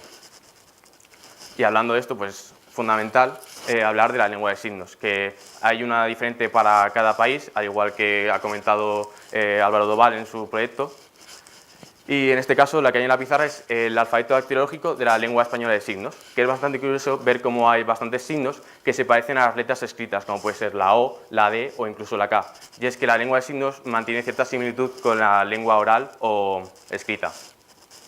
También hay que destacar que el alfabeto dactilológico solo se usa para deletrear nombres de lugares o de personas, aunque no en todos los casos, puesto que hay determinados lugares, como comunidades autónomas, que tienen su propio signo, como la de Madrid, que es así, o incluso a la hora de decir el nombre de una persona, para no tener que estar haciendo todo el rato los signos, se utilizan lo que ellos conocen como el bautismo de signo, que puede ser desde un rasgo físico hasta tu color favorito, cualquier cosa que te pueda definir, y así no tengan que estar signando todo el rato para decir tu nombre, sino que utilicen ese determinado signo. También es importante destacar que a la hora de hablar lengua de signos, no es lo mismo, por ejemplo, preguntar qué tal, que qué tal, Las cejas, de hecho, suelen marcar si una pregunta es abierta o cerrada. O incluso a la hora de pedir perdón, podemos pedir perdón como perdón, eso no es nada, o decir, por favor, perdóname, lo he hecho mal. Nos ayudan incluso a expresar nuestros sentimientos. Luego pasaríamos a hablar de las propiedades físicas del sonido. Yo trabajé todas las que hay ahora mismo en pantalla, pero para esta presentación me voy a centrar sobre todo en la velocidad del sonido, ya que es de lo más importante de cara a lo que voy a explicar más tarde. Hay que entender que el sonido se propaga a través de vibraciones y que la velocidad del sonido varía dependiendo del medio, y entender que la velocidad del sonido en los gases es mayor que en los líquidos y mayor en los líquidos que en los sólidos. Un ejemplo que supongo que conoceréis todos es que cuando estáis en la playa, al estar sumergidos en el agua, podéis escuchar sonidos de embarcaciones que están muy lejos. Esto se debe a que la velocidad del sonido en el agua es mayor que en el aire. Otro ejemplo podría ser el de los astronautas, que cuando van al espacio no se pueden comunicar entre ellos puesto que el sonido no tiene un medio por el que propagarse. Y para ello utilizan ondas de radio, que son ondas electromagnéticas que no necesiten un medio para propagarse. Luego está ya la propagación del sonido, que es entender bien lo que he explicado antes, de que el sonido se propaga a través de vibraciones y que depende del medio. Y esto daría lugar al fenómeno que está aquí, que son las ondas estacionarias, que es posible gracias a que el aire es un medio lineal, por lo que puede haber varias ondas en un mismo espacio y que además es homogéneo, por lo que las ondas se propagan de manera esférica. Entonces lo que pasa es que una onda al rebotar vuelve en sentido contrario, ya ser exactamente igual hay puntos donde se anula y puntos donde se amplifica. Los puntos donde se anula son conocidos como nodos y donde se amplifican son los antinodos. Luego está la sinestesia, que para los que no los conozcáis pues es un fenómeno psicológico que consiste en el estímulo de un sentido a través de otro diferente. No se sabe a ciencia cierta a qué se debe este fenómeno, pero hay dos grandes teorías desde el punto de vista biológico. Uno de ellos dice que es que cuando todos nacemos tenemos todos los sentidos conectados y que se van especializando en determinados estímulos según vamos creciendo. Y otro de ellos dice que es que cuando nacemos, entre los 1 y 2 años, hay un gran crecimiento de neuronas y se crean conexiones entre ellas. Entonces hay muchas neuronas que mueren. Y se cree que las personas sinestésicas son aquellas que no han perdido esas conexiones entre las neuronas y que por tanto mantienen la sinestesia, que además es una cosa bastante curiosa, que es el hecho de que cuando tú tienes sinestesia la tienes para toda la vida. No hay casos de personas con sinestesia que tengan Alzheimer o otras enfermedades mentales, aunque sí que hay determinados casos en los que por un fuerte traumatismo se ha llegado a perder la sinestesia. Luego me quise centrar en la sinestesia auditivo-visual, ya que es la más importante de cara a mi proyecto, en la que un ejemplo sería el de una persona que relataba como al estar escuchando sonidos de los ladridos de unos perros, podía ver como unos triángulos marrones que fluían hacia arriba como si fueran fuegos artificiales. Y quise investigar también ejemplos de músicos sinestésicos. En este caso encontré el ejemplo de Olivier Messiaen y el de Alexander Scriabin. Messiaen fue un músico que dijo que la mayor frustración de su vida era que tenía que expresarle al resto de personas que él podía ver colores al escuchar música, que el resto no veía nada, absolutamente nada. Entonces, él pensaba que tenía que haber seguro alguna forma de expresarle esto al resto, porque para él los acordes en sí se representaban en forma de colores. Y fue Alexander Scriabin el que hizo la tabla que ahora mismo en pantalla, relacionando colores con determinadas notas musicales. Y es bastante llamativo el hecho de la presencia de colores como pueden ser el azul nacarado o incluso el resplandor de acero en notas como el re sostenido y el la sostenido, que son notas muy importantes debido a su gran atracción sonora. Se piensa que esto puede ser debido a que la escala de afinación que había en la época de Scriabin era un poco más aguda que la que hay actualmente, por lo tanto tiene bastante sentido esta tabla. Sabiendo esto, quise ver si había habido otro experimento y uno que encontré muy importante fue el de la placa de Celani, que realizó este señor de aquí, que es Ernst Florenz Friedrich Celani, que fue un hombre que hizo un experimento en el que cogió una placa metálica y poniendo una sustancia granulada encima, en este caso era arena, vio que al flotar uno de los bordes de la lámina con un arco de violín, dependiendo del ángulo que formaba, se formaban figuras geométricas perfectas, que es lo que dio pie a esa tabla ahí, que son las figuras de Celani. Esto es posible gracias al fenómeno que he comentado antes, que no sé por qué no se está viendo el vídeo. Puedes poner el vídeo, no sé si... Que bueno, que es el fenómeno de las ondas estacionarias. Lo que pasa es que la placa está vibrando y al llegar al final de la placa vuelve en sentido contrario. Entonces hay puntos donde la onda se anula. En esos puntos la placa no vibra y la arena tiende a situarse en esos puntos. Bueno. Y luego ya otros intentos de música para sordos, que encontré un concierto, que este es el de Martin Garrix con 7up, en una colaboración, en una iniciativa que se llamaba A Concert for the Deaf, Music Lift You Up, que lo que hicieron fue, cogieron en un concierto y el suelo era una placa vibratoria para transmitir ese sonido a partir de vibraciones, además de que había ciertas ayudas visuales en el escenario y se les daba al público unas mochilas que les transmitía el sonido a partir de vibraciones. Ahora va un vídeo que no se escucha bien, o sea que os voy a pedir que prestéis atención, se escucha muy leve. Que bueno, si no lo escucháis, deciros que es que además no tiene sonido. que es un vídeo que subió un usuario llamado Happy Toast a sus redes sociales para participar en un concurso de artistas digitales en el que el tema principal eran las torres eléctricas. Y causó un gran revuelo debido a que muchas personas decían que podían escuchar algo cuando el vídeo en verdad no tiene ningún tipo de sonido. Y esto se debe a un fenómeno de priming, de anticipación sensorial. Lo que pasa es que lo normal, si vemos una torre gigante eléctrica saltando por uno de los cables, que sería raro ya de por sí, lo normal es que crear un sonido atronador. Entonces, lo que pasa es que el cerebro tiene asimilado eso y nos da la sensación de que hay sonido cuando en verdad no hay. Ya pasaríamos luego a una parte práctica, en lo que empecé con el desarrollo de mi aplicación móvil, en el que usé el App Inventor, el programa, bueno, la página web de Music Match, que es una página web que tiene una base de datos enormes con letras de canciones, y la aplicación de Audition de Adobe, que permite la visualización de ondas y de espectros de sonidos de determinadas canciones. Entonces, lo primero que hice fue la pantalla de inicio, en la que quería que se viera un pequeño logo y el nombre de la aplicación, además de que puse el logo de la página web de Music Match por derechos de copyright. Lo que hice fue, con los bloques de programación, los bloques que hay aquí a la izquierda lo único que hacen es iniciar la animación, y los bloques de la derecha lo manejan por ángulos. Lo único que hace es que le diga que la nota musical se mueva a determinados ángulos a la izquierda y luego a la derecha.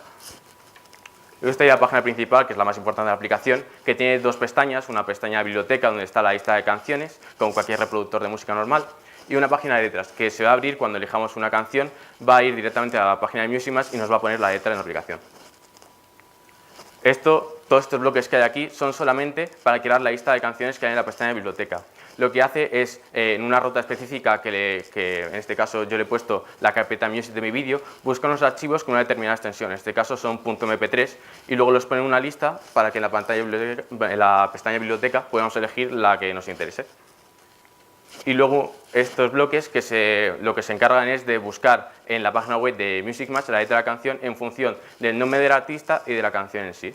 Y luego lo de la derecha, que lo único que hace es que al pinchar en una canción inicia la reproducción de la música, además de que busca la letra y se inicie una reproducción con un vídeo del espectro de sonido.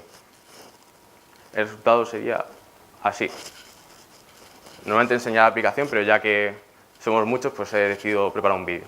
La animación, como estáis viendo, en la nota musical. Y en este caso yo se lo he puesto una canción.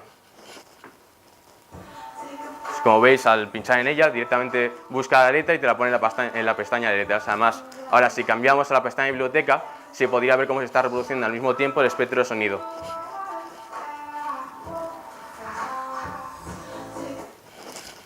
Luego estaría la elaboración de mi placa de Chelandi. Entonces, actualmente las placas de Chelandi se suelen fabricar a partir de un generador de frecuencias, un altavoz y una placa metálica, pero los precios son muy elevados, llegando hasta los 400 euros. Entonces, yo lo decidí hacer de una manera más económica, intentando imitar el experimento original. Entonces, compré los materiales, que eran una placa metálica, unas varas con unas tuercas y una base de madera. Marqué las medidas, que en este caso hice una base de madera de 25 x 25 y una placa metálica de 20 x 20. Y luego marqué los puntos medios para hacer pasar por ahí la vara y ajustarlo con las tuercas. Esto quedó más o menos así, que además la tengo aquí.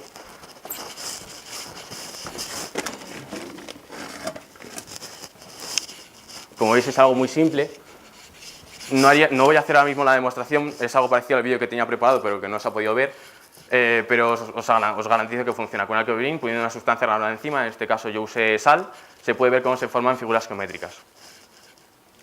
Entonces, luego pasé a unas ideas que me habría gustado implementar, pero que no pude, que sería el uso de vibraciones, como el grupo de universidades del que he hablado al principio, que en función de una frecuencia que tuviera una canción o de la nota musical que estuviera reproduciendo, pues el móvil vibraría de una manera u otra. Y luego el uso de colores como en función de lo del fenómeno de la sinestesia del que he hablado. Si está sonando una nota determinada, la pantalla se pondría de un color u de otro. Y las conclusiones que puedo sacar de este proyecto es que no todas las personas tienen una sordera total, sino que existen diferentes niveles, y que las personas que no pueden percibir ningún sonido se podrían seguir ciertas estrategias de comunicación visual que podrían sustituir ese sonido usando determinadas ayudas, como pueden ser la visualización de ondas o de espectros de sonido, e incluso la relación de colores con sonidos, como en el fenómeno de la sinestesia. Y eso es todo. Muchas gracias.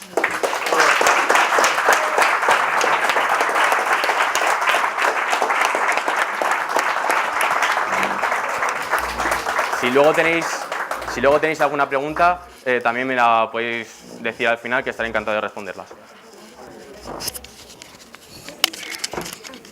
estoy viviendo tu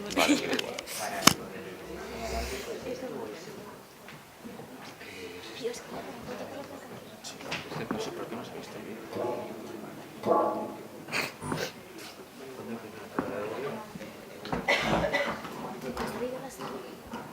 Sí, he dicho que me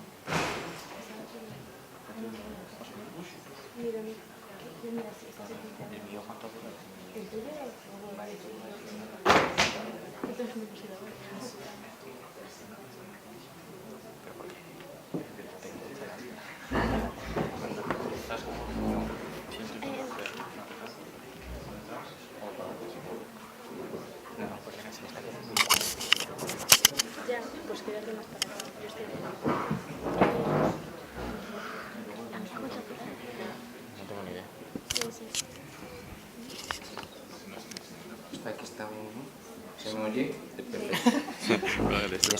Igual, por ti, aquí. Y para pasar...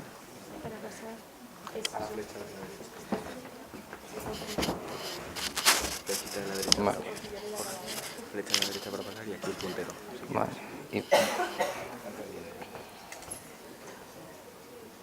Vaya.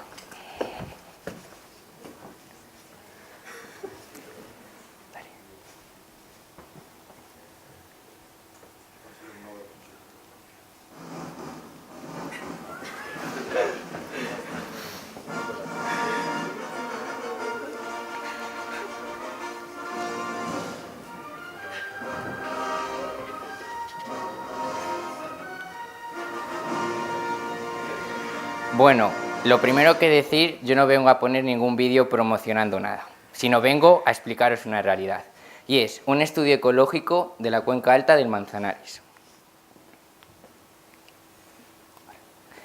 Observemos la fotografía. Hoy es 14 de marzo de 2018. La fotografía que observamos en pantalla, 20 de septiembre de 2014. 1267 días después, puedo seguir observando en mí aquel joven entusiasta, pero ¿y el Parque Regional de la Cuenca Alta del Manzanares? Bueno, lo primero que voy a exponer va a ser las 4 partes por las que he estado guiando mi proyecto, que es los objetivos, la justificación, el método y qué motivación a realizarlo. El proyecto lo comencé el 30 de mayo junto a mi tutora, Asunción Costa, y mis objetivos siempre fueron claros: analizar los principales problemas que amenazan al parque regional, así como las características biológicas y ecológicas que forman este parque singular. Y os preguntaréis, ¿por qué este parque y no otro? A lo mejor uno con mayor importancia o mayor fama, no se sabe. Pues mi justificación fue desde 2 puntos de vista. Biológicamente, este parque cuenta con numerosos valores ecológicos que no podemos perder. Posee una gran fauna autóctona, valiosas cuencas hidrológicas y numerosos accidentes geológicos. Y antropológicamente es el sitio donde vivimos y donde vivirán nuestras futuras generaciones. Y es por tanto que su importancia no reside en no solo mejorar las condiciones de este parque, sino poder conservar el resto de enclaves ecológicos que pueblan nuestro planeta, consiguiendo la perfecta armonía hombre-naturaleza. Y el método, querido público, os preguntaréis, ¿cómo analizar 42.583 hectáreas de extensión?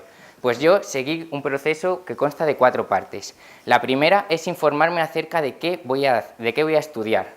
Es decir, busqué información geológica, biológica, hidrológica, pequeños detalles o curiosidades en blogs de la comunidad, en revistas, enciclopedias, otros estudios. Luego llegó una parte experimental, que como dice la famosa canción de Carlos Vives,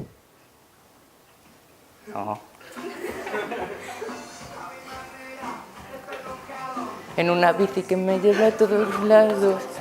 Pues efectivamente me aventuré con mi bicicleta alrededor de todo el parque regional, analizando las zonas y sitios que previamente había seleccionado por sus rasgos.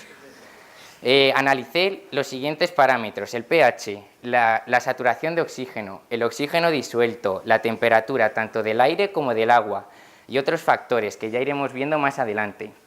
Y finalmente llegué a las conclusiones en las que me basé comparando las características sociales, porque realicé una encuesta sociométrica para ver si verdaderamente esta sociedad es consciente o solo dice vamos a mejorar, y luego la parte experimental, que ya os voy a exponer. Y la motivación, bueno, observemos de nuevo la fotografía. Fue personal, ya que pude ver en primera persona cómo ese fabuloso embalse donde se disfrutaba de una pesca ha sido esquilmado hasta límites, ver cómo la contaminación ha ido en aumento, en definitiva, ver la pérdida de nuestra herencia.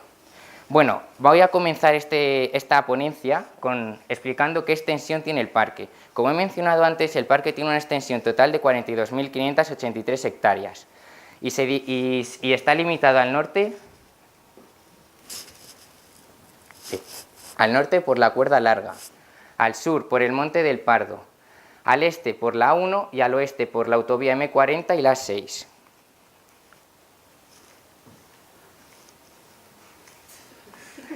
La historia del parque regional, porque el parque regional de la Cuenca Alta del Manzanares es uno de los más antiguos y más emblemáticos que tiene la comunidad, y a lo largo de su historia ha estado marcado por 5 hitos. Comenzó en 1923 cuando La Pedriza fue nombrado como sitio natural de interés nacional. Casi 5 décadas después, en 1978, tuvo que hacerse una reclasificación de este parque debido al intenso turismo que sufrió, y se clasificó como un parque natural. Un par de años después tuvo ampliaciones en su extensión, porque a lo largo de esta historia el parque ha ido creciendo y disminuyendo. Y en los años 1989, 1991, 1992, 1993 y 2003 sufrieron estas modificaciones. Y cabe destacar que en el año 1992 fue nombrado por la UNESCO como Red Internacional de la Biosfera. Aunque el hito más importante es el que ocurrió el 23 de enero de 1985, cuando se promulgó la Ley 1/1985. Esta ley consistía en anexionar este maravilloso enclave ecológico con otro de gran valor, que será el Monte de Pardo, y el nexo de unión será el río Manzanares. Y finalmente, en 2013, con la declaración del Parque Nacional de la Sierra de Guadarrama, se clasificó este parque con sus 42.583 hectáreas actuales. La zonificación. Debido a las numerosas modificaciones humanas que hemos estado haciendo en este parque, podemos encontrar una elevada heterogeneidad, que se divide en 4 zonas. Las primeras, las zonas A, están marcadas en color verde, y son zonas donde la modificación ha sido muy escasa y están destinadas al uso científico y está muy restringido tanto su acceso como su uso. Un ejemplo de esta zona sería el municipio de Manzanares el Real. Luego tenemos las zonas B, situadas en color marrón en el mapa, que son zonas más humanizadas destinadas a usos ganaderos. La tercera zona que podemos encontrar se denominan zonas P y son los núcleos urbanos que están integrados en este parque, como por ejemplo Tres Cantos. A este municipio se suman otros 17. Y finalmente encontramos las zonas T, que se denominan zonas de transición y han creado franjas de protección para proteger enclaves como el Monte del Pardo. Y a continuación, en el siguiente gráfico, podemos observar con más detalle cómo las principales zonas se subdividen. En cuanto a aspectos geológicos y biológicos, como se me demoraría mucho tiempo explicar estos epígrafes, preferí realizar una pequeña síntesis para que os quedéis con una idea y dar más tiempo a la verdadera parte importante del trabajo, que viene a continuación. Bueno, el Parque Regional de la Cuenca Alta del Manzanares geológicamente está formado por 2 rocas principales, graníticas en su mayor proporción y metamórficas. En cuanto a la hidrografía, baña varias cuencas, como la del Jarama, la cuenca del Manzanares, etc. Y los 3 ríos más importantes son el Manzanares, el Samburiel y el Arroyo Mediano. En cuanto a la vegetación, se clasifica en 4 pisos bioclimáticos, que son diferentes zonas donde se desarrollan diferentes especies debido a la altitud y temperaturas que hay en el parque, que van desde los 350 metros hasta los 1250. Y finalmente, en cuanto a la fauna, encontramos una elevada biocenosis, que es el conjunto de animales, tanto animales como vegetales, que se desarrollan en un lugar. Y cabe destacar su importancia en aves. Vale, ahora os voy a explicar mi hipótesis, el cual es que la degradación de un ecosistema acuático aumenta con la cercanía a los núcleos urbanos. En el siguiente mapa podéis observar con una flecha roja donde se localiza el Parque Regional de la Cuenca Alta y alrededor los 4 puntos circundantes donde yo he realizado mi estudio, debido a que la zona 1 es la Pedriza, una zona elevadamente protegida, donde la intervención humana ha sido escasa y esto es gracias a las numerosas leyes de protección y control que rige. El siguiente punto es el embalse de Santillana, que es una zona más humanizada debido a que hay un gran uso lúdico porque se practica mucho la pesca, tanto ciclismo como senderismo, etc. Y además comunica el municipio de Manzanares el Real con el embalse. Y finalmente encontramos una zona en pleno núcleo urbano que se llama Prado Puente. Es una zona verde que ha sido reacondicionada durante el 2017 en el municipio de Manzanares el Real y ofrece a los vecinos de este municipio diferentes áreas donde desarrollar. Por ejemplo, encontramos un parque para niños, barras para hacer workout, también un parque para perros, etc. Recordemos la hipótesis, la degradación de un ecosistema acuático aumenta con la cercanía a los núcleos urbanos. Y para desmentirla o afirmarla, realicé una tabla donde recogí los datos que he analizado. En la siguiente tabla podemos observar los valores predeterminados, no los que a mí me salieron, sino los posibles. Vamos a dar. Vale.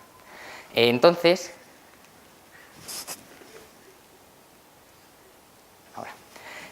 yo todos los datos que he ido recogiendo los he ido almacenando en un cuaderno de campo y elaboré mis tablas y saqué las conclusiones.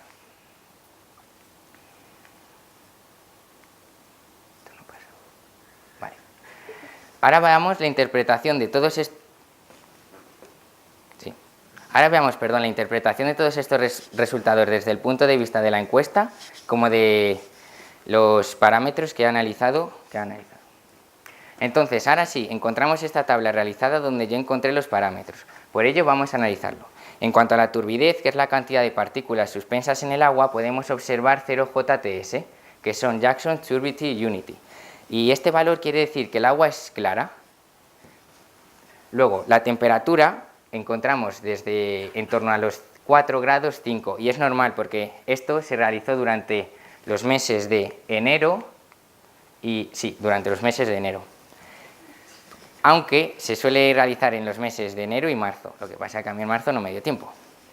Y luego, el oxígeno disuelto, encontramos 0 partículas por millón. ¿Qué quiere decir? Que hay muy poca concentración de oxígeno en el agua. Y eso quiere decir que la vida sería dificultosa e inexistente.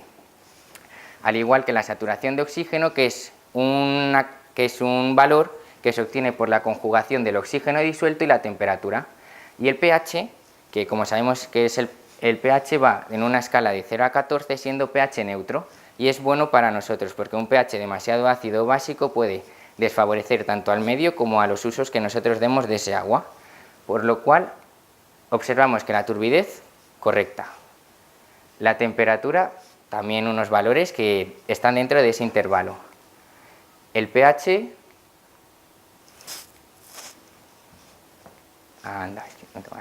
el pH, correcto. Pero ¿qué ocurre con esos valores tan extraños del oxígeno disuelto y la saturación? Porque quiere decir que esos valores impiden la vida en el río. Y si observamos en el propio agua encontramos numerosa cantidad de peces y alrededor flora, con lo cual algo tiene que ocurrir que no va bien. Vale. Ahora pasamos a la encuesta sociométrica en la que os voy a pedir vuestra más sincera colaboración. No vais a ser juzgados, pero sí necesito vuestra colaboración. Empecemos. Antes de nada decir que esta encuesta fue realizada en una plataforma de internet a 220 usuarios. Y la primera pregunta es que si hacemos... vale. Os voy a explicar qué necesito de vosotros. Os voy a hacer una pregunta y antes de decir cuál es, me vais a levantar la mano para que no os condicionen estos resultados. Con lo cual, ¿cuántos de aquí conocen el Parque Regional de la Cuenca Alta del Manzanares? Como podemos observar, hay bastante número. Pues al igual que en esta tabla, en este queso, observamos que la gente conoce el parque regional. Pasemos a la siguiente pregunta. ¿Con cuánta frecuencia lo visitáis? Por ejemplo, ¿quién nunca lo ha visitado? ¿Quién lo ha visitado frecuentemente? ¿Quién bastante? ¿Y quién alguna vez? Pues como podéis observar, el mayor número de personas que han levantado la mano ha sido con alguna vez. Con lo cual esto me va guiando a decir que, bueno, el parque es conocido, pero tampoco la gente está concienciado con ello. Uy, no.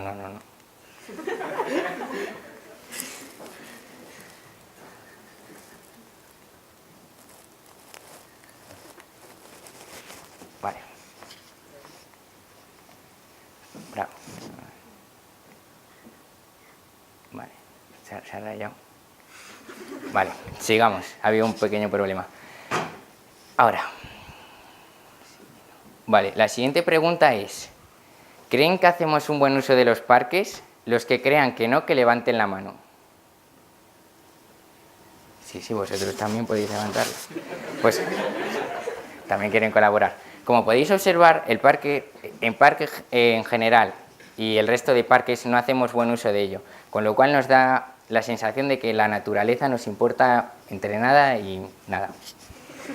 Y la última pregunta es que si creen que deberíamos de cerrar los parques. ¿Cuántos de aquí creen que deberíamos de cerrar los parques o otras zonas? Como por ejemplo el Parque Central de Tres Cantos o el Parque del Monte del Pardo en Madrid. ¿Cuántos creen que no deberíamos cerrarlos? Que no.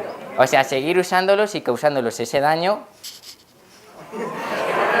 ¡Ah! Es que claro. Se pueden utilizar sin hacer daño. Ya, pero es que hay mucha gente que no cree eso. Porque a pesar de usarlos, seguimos haciendo daño inconscientemente y algunos consciente. Vale. Y ahora, en el siguiente gráfico, en el siguiente gráfico podemos observar diferentes medidas que aportaron los usuarios. Algunos propusieron sancionar con multas y trabajos comunitarios. Otros realizar campañas para concienciar y así sucesivamente. También limitar las zonas del parque y reducirlas a un uso exclusivo para nosotros, o aumentar la plantilla de agentes forestales, etc. Entonces, después de haber visto esta encuesta sociométrica y la tabla anterior con los valores, vamos a ver qué conclusiones he sacado de este trabajo. Pues la primera es que la calidad del agua es excelente y a pesar de que los valores del oxígeno me indican que ese agua no es favorable para la vida, posteriormente la probé echando las pastillas que usé en agua oxigenada y tampoco reaccionaron, con lo cual me dio a indicar que la culpa no era del río, sino que mi material estaba defectuoso. Son cosas que pasan en las investigaciones científicas a veces. No es culpa nuestra, sino de lo que usamos. Después, yo sé que la sociedad es consciente del mal uso que hacemos en los parques, pero aún así no quiere buscar una solución verdadera para remediarla. Con lo cual, que la única verdad, o la única verdad que yo he sacado, es que la mayor parte de la sociedad no está suficientemente conciencializada y piensa que a lo mejor tirar un trozo de papel o una botella de plástico, pues no hacemos daño al suelo, pero es que sí causamos ese daño. Y mucha gente, en vez de agacharse y recogerlo y esperar a tirarlo a una basura, por no guardar la basura en su coche o en su bolsillo, prefiere tirarla. Con lo cual, la conclusión final es que el Parque Regional de la Cuenca Alta del Manzanares es un maravilloso lugar que debemos conservar por las características biológicas, ecológicas, hidrológicas y también porque a la sociedad le importa. Y al fin y al cabo es la casa y hogar de numerosos animales, plantas, pero también de nosotros, los seres humanos. ¿Alguna pregunta? Bueno, como esperaba que no hubiese muchas preguntas, he realizado como una especie de flashback, así que ahora nos vamos a teletransportar al 5 de enero que fue cuando comenzó, con lo cual, ¿podemos apagar las luces? Por favor. Gracias. Y disfruten. Volvemos al pasado.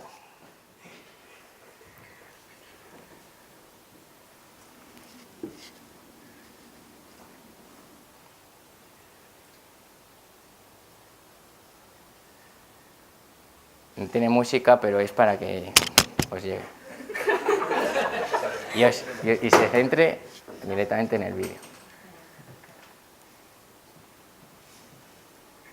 No solo los animales usan el río.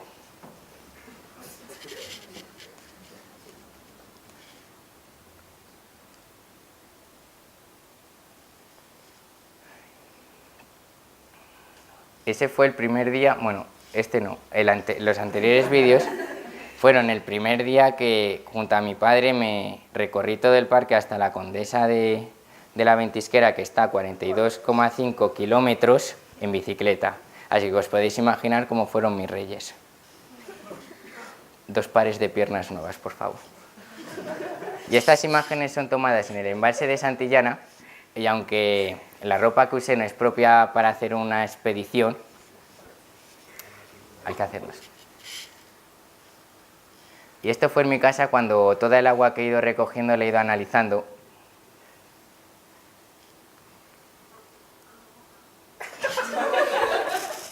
Lo que tiene la cámara rápida. Y esos son los resultados que obtuve. Con pH neutro, el oxígeno que no reaccionó y la claridad perfecta. Y ahora, hoy, estamos aquí con esta exposición.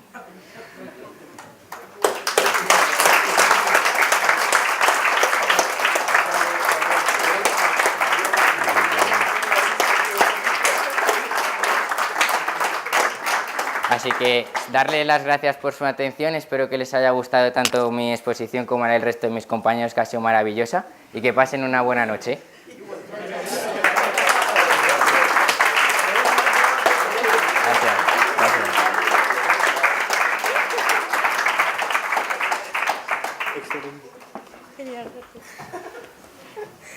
Bueno, habéis dejado el pabellón muy alto. Gracias. Pero hay preguntas por ahí.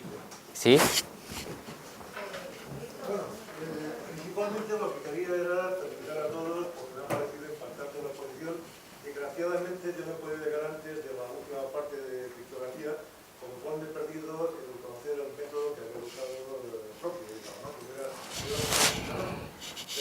Y con relación al tema de los números primos, me he quedado absolutamente impactado porque vamos a ver, los teoremas que manejas no son teoremas que se sepan en bachillerato. Probablemente habría que ir a alguna asignatura de teoría de números en una facultad.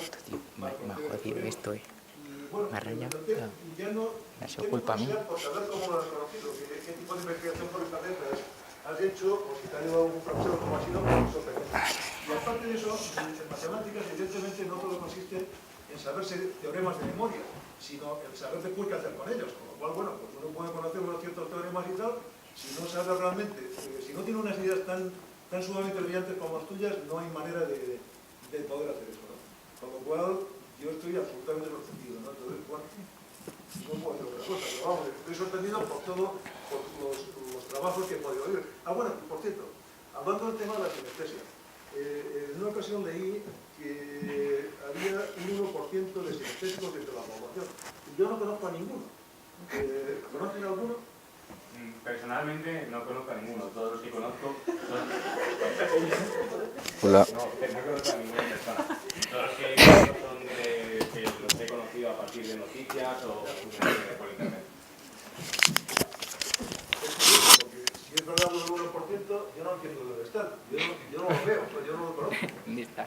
Bueno, pues sí, me gustaría saber cómo has conseguido conocer todos estos teoremas.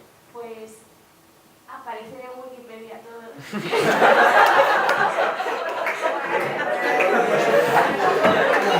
Laura, libro de matemático. Hay que saber utilizar la Wikipedia, hay que saber utilizarla. Y bueno, mi profesora también me dio, mi tutora, que sería ella, me dio un libro que también tenía un montón de teoremas y decía un poco cómo comprenderlos y eso, entonces. Pero muchas gracias. Oye, referente a todas las conjeturas esas que pusiste de los números primos, ¿la mayoría están resueltas o no? Las conjeturas ninguna está resuelta. Ninguna está resuelta. No, sí. A ver, yo había oído que solo había una conjetura, que no sé si se decía la de Juan Carrey o algún otro por el estilo, que además la había resuelto un chavalillo raro ruso. Era la única conjetura que quedaba por resolver. Pues, espera. Sí, o sea, si la conjetura la demuestra alguien, deja de ser una conjetura. Pasa a ser un teorema, o si ha demostrado que es errónea, pues no es nada, en plan, después. Y si las que yo había puesto ahí como ejemplo, ninguna se ha conseguido resolver aún, incluida la de Andrica, que es la que yo he investigado. Y respecto a... bueno, sería bien más...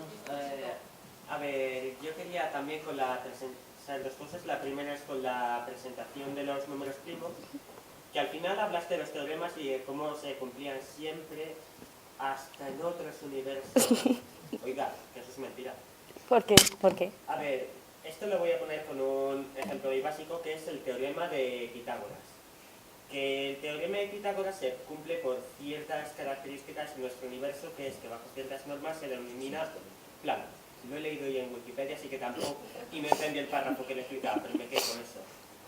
Así que solo puntualizar que algunos teoremas se cumplen tan solo por características especiales del sitio donde vivimos y no son tan universales como creemos.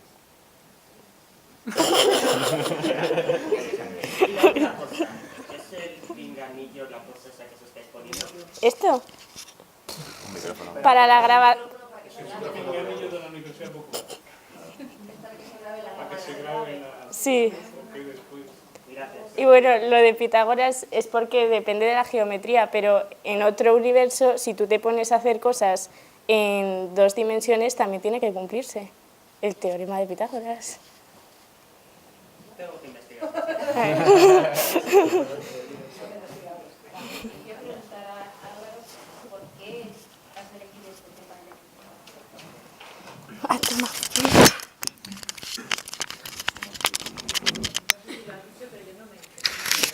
No, no lo he dicho.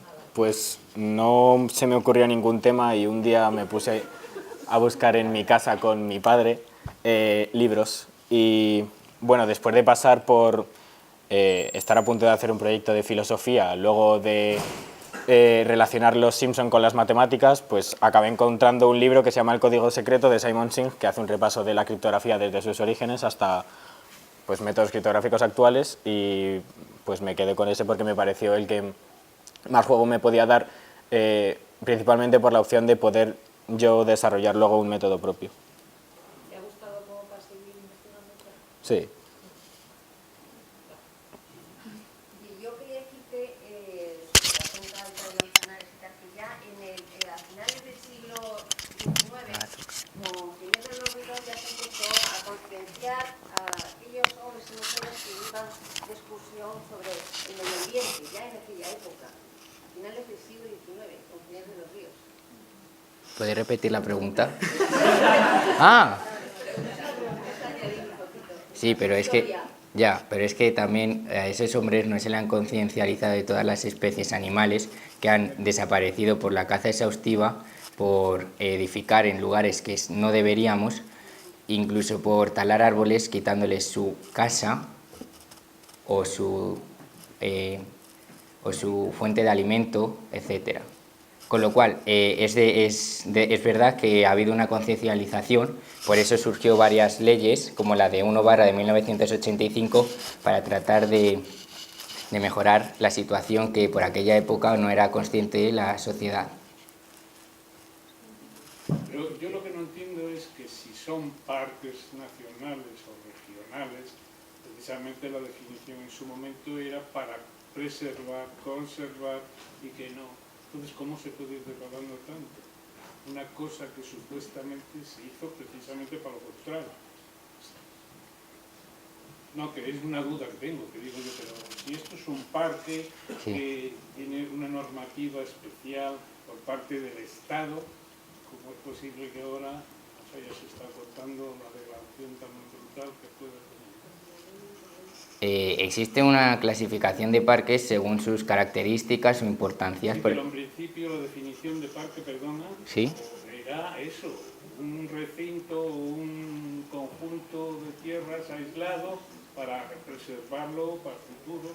No, esas son las zonas AS que están englobadas en este parque. O sea, el parque son 42.583 hectáreas englobadas en 18 municipios. Y en este territorio pues se divide en 4 zonas, las AS, B, las P y las T. Entonces, dependiendo de la finalidad o uso que le demos nosotros, se clasifican así. No sé si me he explicado bien o he resuelto. Sí, pero me parece un poco, no sé, degradante. Tenemos que dejarlo. Sí, lo siento, tenemos que dejarlo porque lamentablemente el tiempo siempre nos limita aquí en este sitio. Muchas gracias. A ustedes.